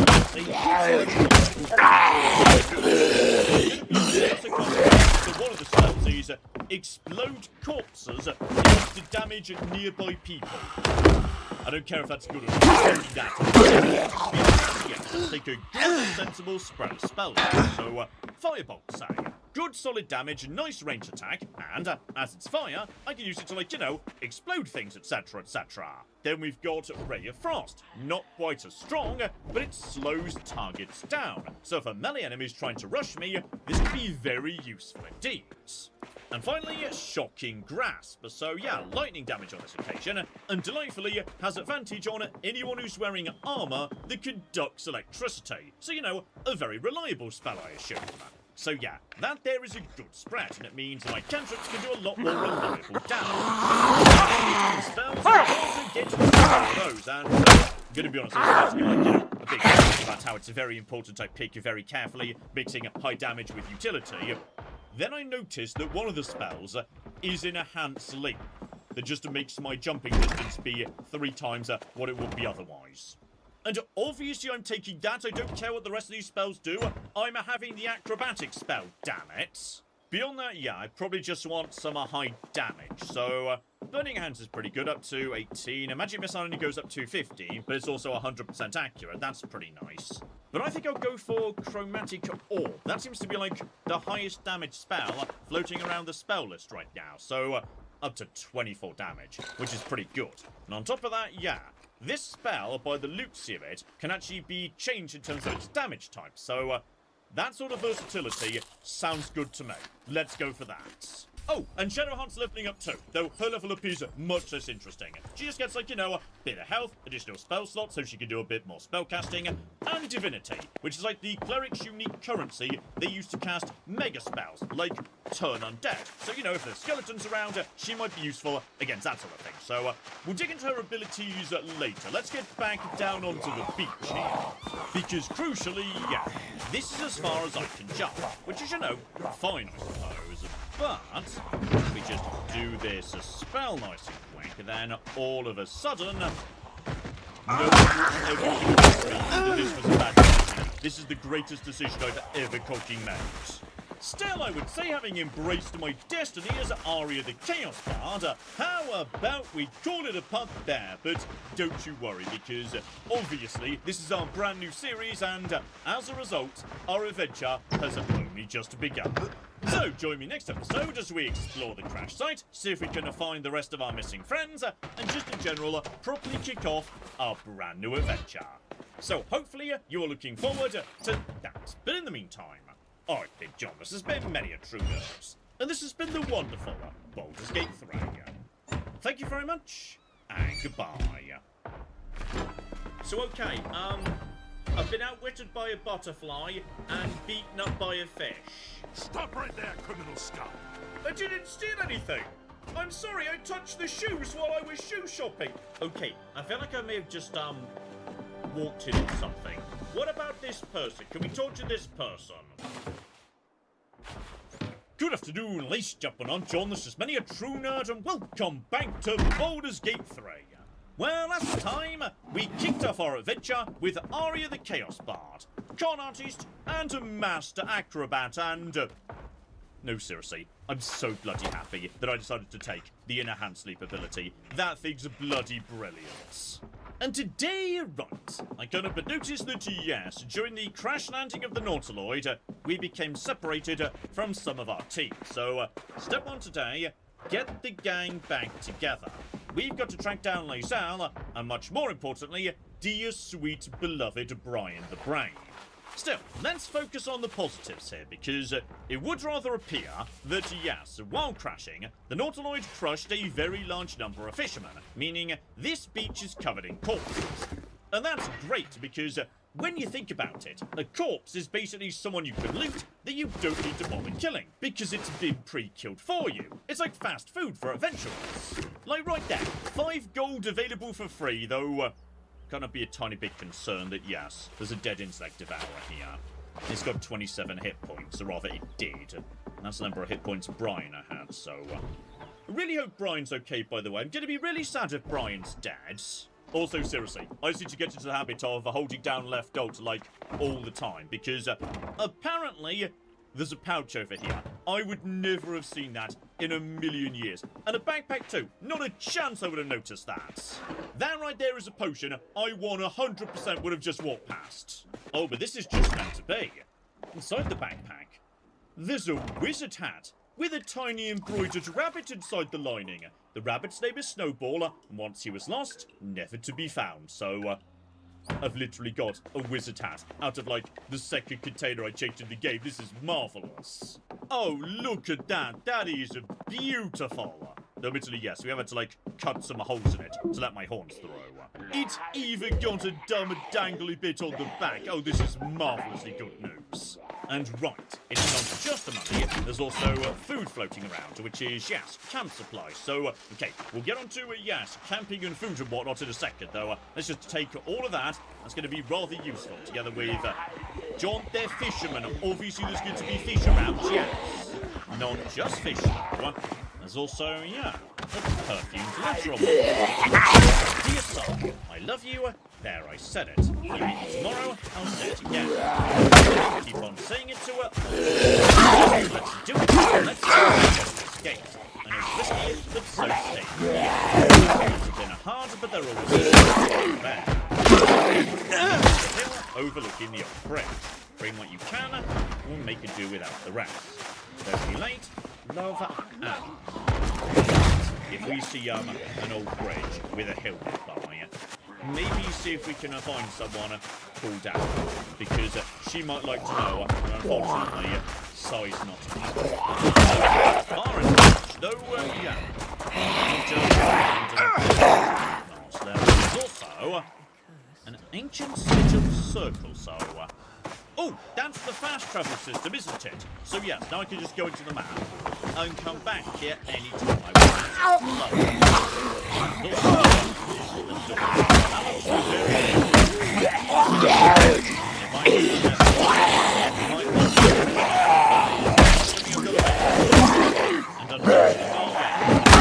inside the ocean.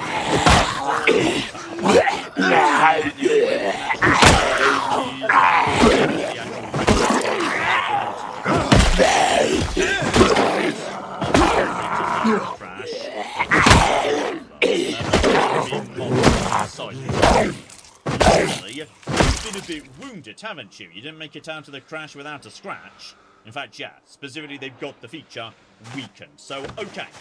These guys probably aren't as tough as they look, which is good, because Brian was an absolute beast. But I'll tell you what, we've got a new exciting set of spells to try out.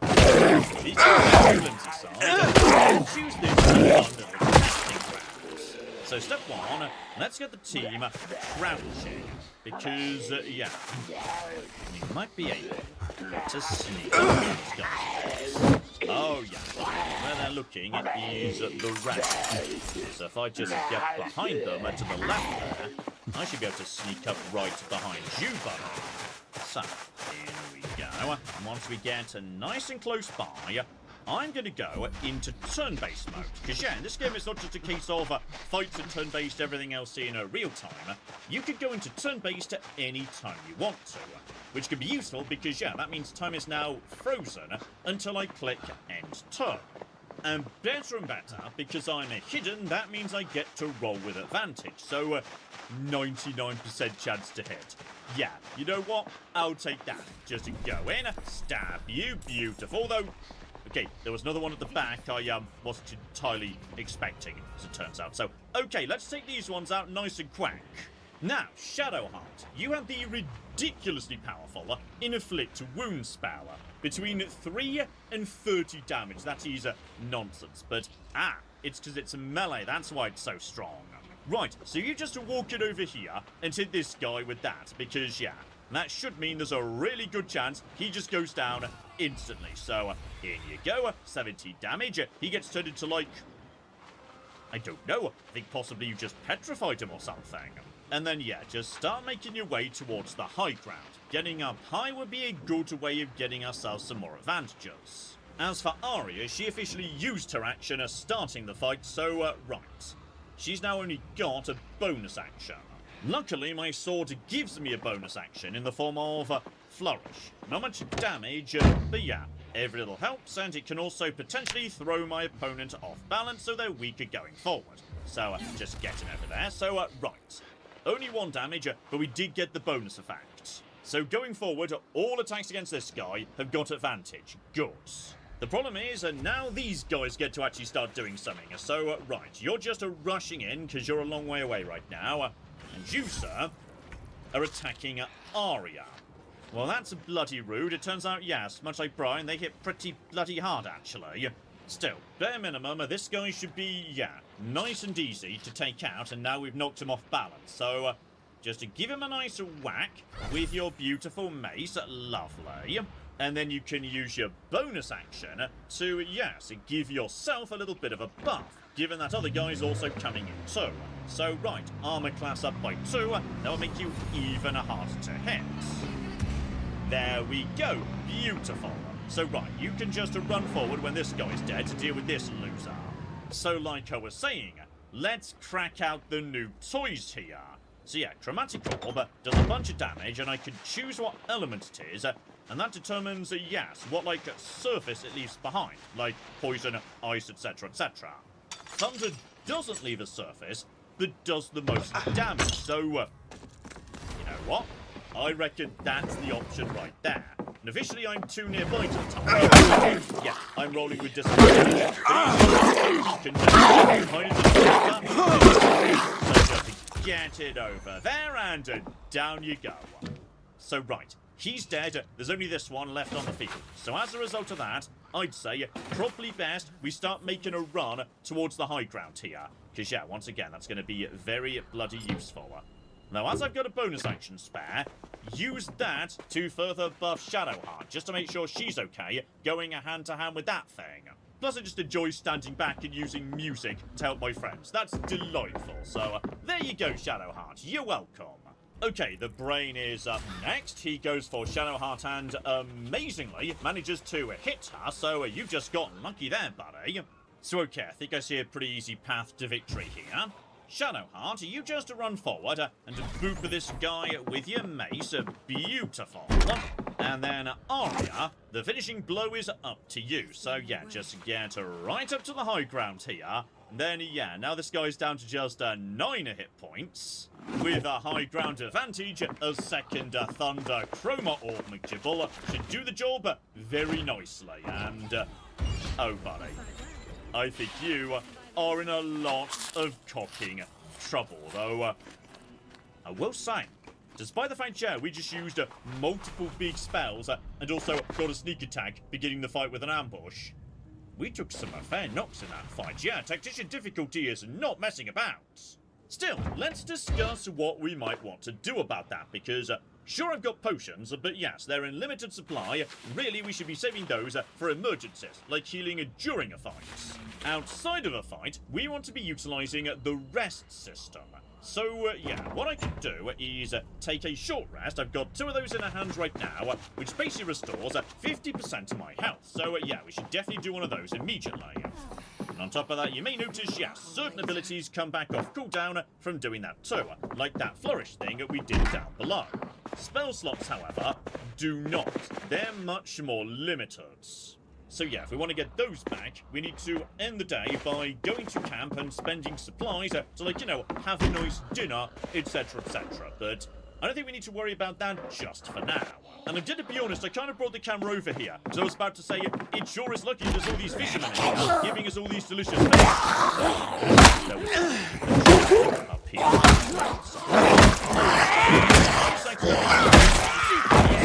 It is literally, yes, fairly up and whatnot, so, I mean, it sure would be bloody nice if, oh, I don't know, say, someone in the team had the ability to jump huge distances or something. So, just to power up my jumping ability, and from there, we can just jump straight over to this point. Beautiful. Straight up to the top 2. You'll never convince me this was a bad idea. This was the best idea ever. And okay, that gets me 1 caustic bulb, which is like an acid grenade. So yeah, may as well keep those in mind for later. 1 potion of so right, if anyone starts a fire, try to remember to get that.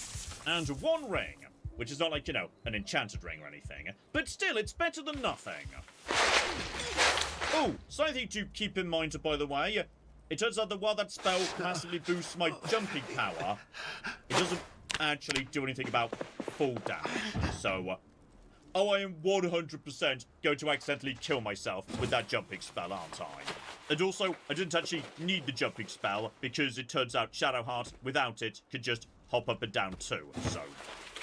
Okay, I still believe in the jumping spell. The jumping spell's amazing.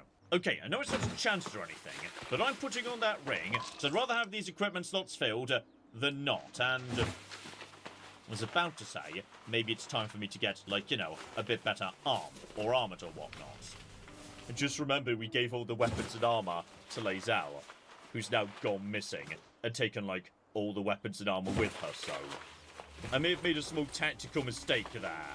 Especially given I do not care for this armor that Barnes are stuck with. Like, I do not like that at all, though. Speaking of which, yeah, I know one thing you can do is set armor visibility. So, if I don't want to be, like, wearing this particular armor, I could be wearing whatever it is I'm wearing back at camp, underneath the armor. So, that's not great either, to be honest. Shadowheart, what are you wearing? So, okay, she's got, like, a medium armor here, which I couldn't wear, so don't worry about that. But underneath that, she's wearing... Okay, that's kind of snazzy. Okay, I'm just having that, actually, so we just change that over. You can have your armor back on, that's fine. I mean, I'm gonna be honest, I think that kind of works for me. Like, I think that suits me quite nicely. I also like to assume, by the way, that yes, because I've got a tail, I've immediately just taken a knife and cut a hole out of the back of the pants so my tail can fit through, and Shadowheart is going to be furious when she finds out. But okay, back inside, yes, the ship here. There's more up here too, right. So it turns out being good at jumping is actually, potentially, pretty important. Because basic poison, not bad at all. Yeah, there's loads of stuff up on high ledges, so keep the camera nice and zoomed out. We might be able to spot some good stuff I can have.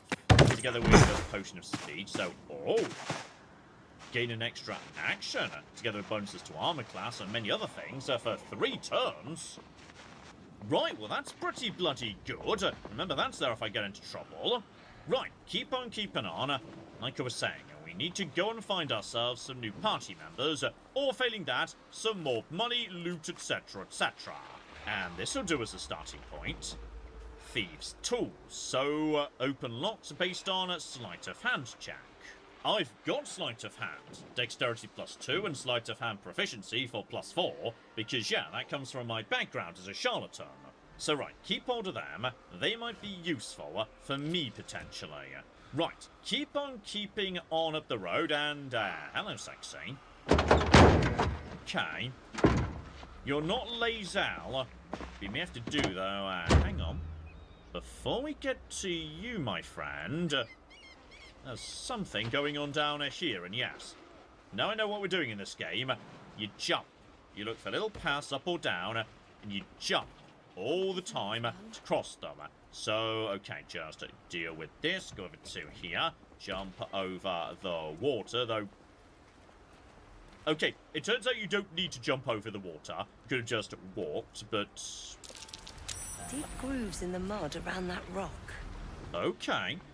That was a perception check. So, right. Can't be added to infantry. Can't throw. Too heavy. Give it a push. Too heavy to shove. John, you have strength of 8. This is blatantly a job for, well, possibly not Shadowheart. She's got, like, 13. Can't throw too heavy. Oh, hang on. Are you just, like, select it and then move it and... Oh. Not much, but... Hello, Saxy. Harper's notebook. Rubies. Harper's map. 2 more potions of speed. Alright, and now we're cocky getting somewhere. So right, just to read this nice and quick. A stained ragged map that's passed through countless hands. A small heart marks an area called Moonrise Towers, with a small inky crescent sketched in a nearby forest. Below the crescent is a more recent scrawl, Cache. So okay, look for Moonrise Towers, then in a forest nearby, it's a cache. So, okay, we are treasure hunting. Possibly this book can, you know, shed a bit more light on that. It's a collection of reports held together with a moon and a heart seal. Frequent mentions of sacrilegious activity among a local Selionite sect. Moon and a heart would be a crescent. So, right, this is something to do with, like, a religious sect that's operating nearby. Well, okay, there's money and gems floating around, so you just leave that alone, John. Money and gems, they're for you. So just take all of that, and then, yeah, keep an eye out for crescent shapes. They might indicate, yeah, some sort of, like, cult. Maybe the treasure they're guarding. So, back up top, you can now go and meet, yes, potentially our new party member and whatnot. Harry, I've got one of those brain things called... in the grass. You can kill it, can't you?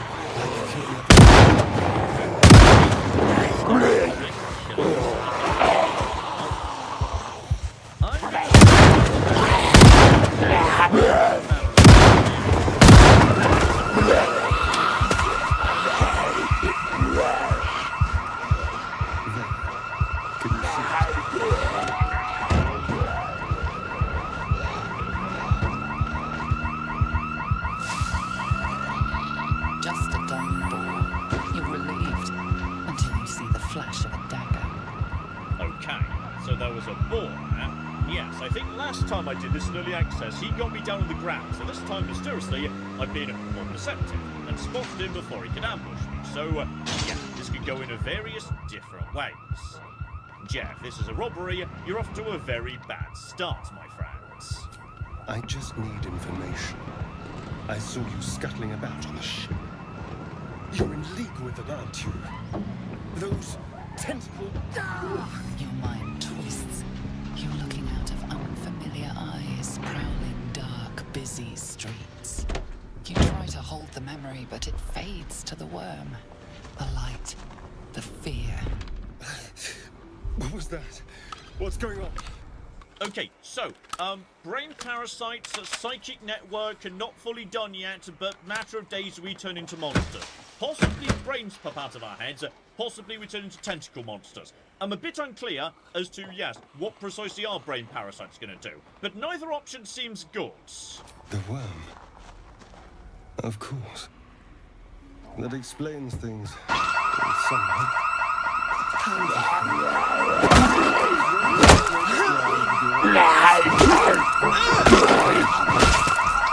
you know what? I'm going to be honest, I'm not necessarily a nice person, potentially.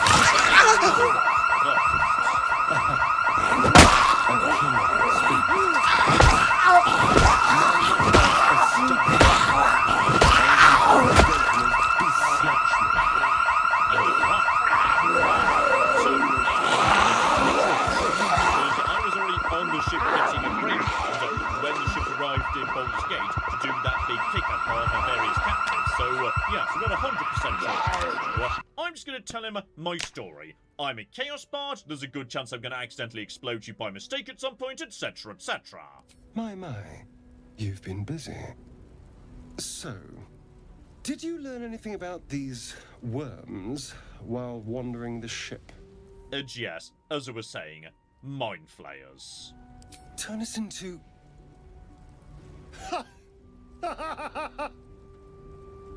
Of course it'll turn me into a monster. What else did I expect? Although, it hasn't happened yet.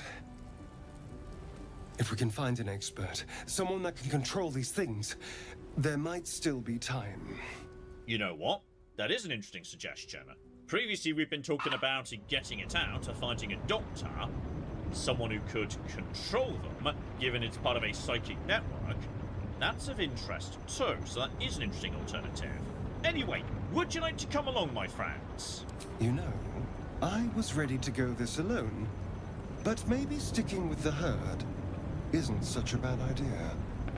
And anyone that can crash a mind flare ship and walk away seems like a good person to know. All right, I accept. Lead on.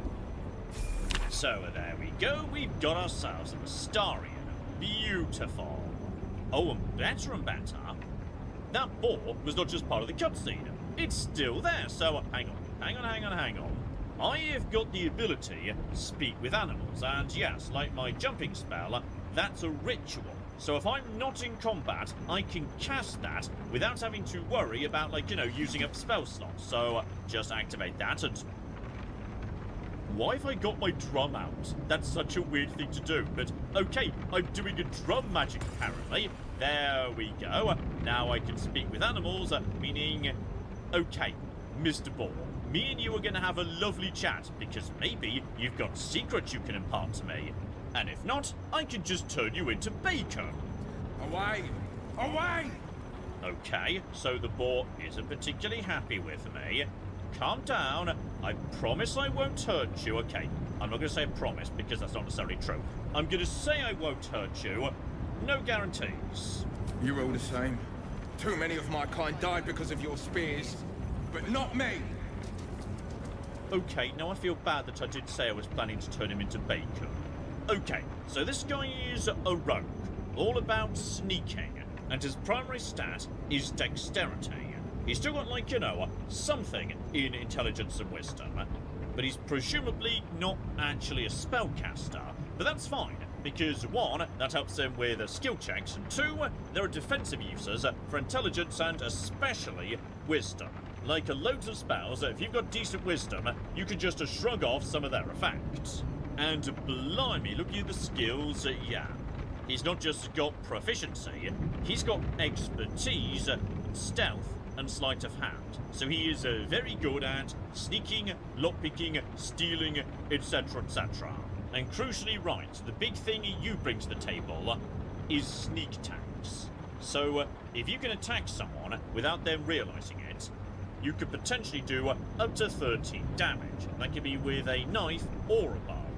In fact, actually, it's not even unaware targets. It's anybody who you've got advantage against, and there's loads of ways you can create advantage against an enemy. So, yeah, if you could just get up to the high ground, say, you could rain down sneak attacks on your enemy. Including in the event that, yes, there's like an ally standing near the enemy to distract them so you could get the sneak attack in. So, right. That's your deal. We want you to get up high and rain down sneak attacks.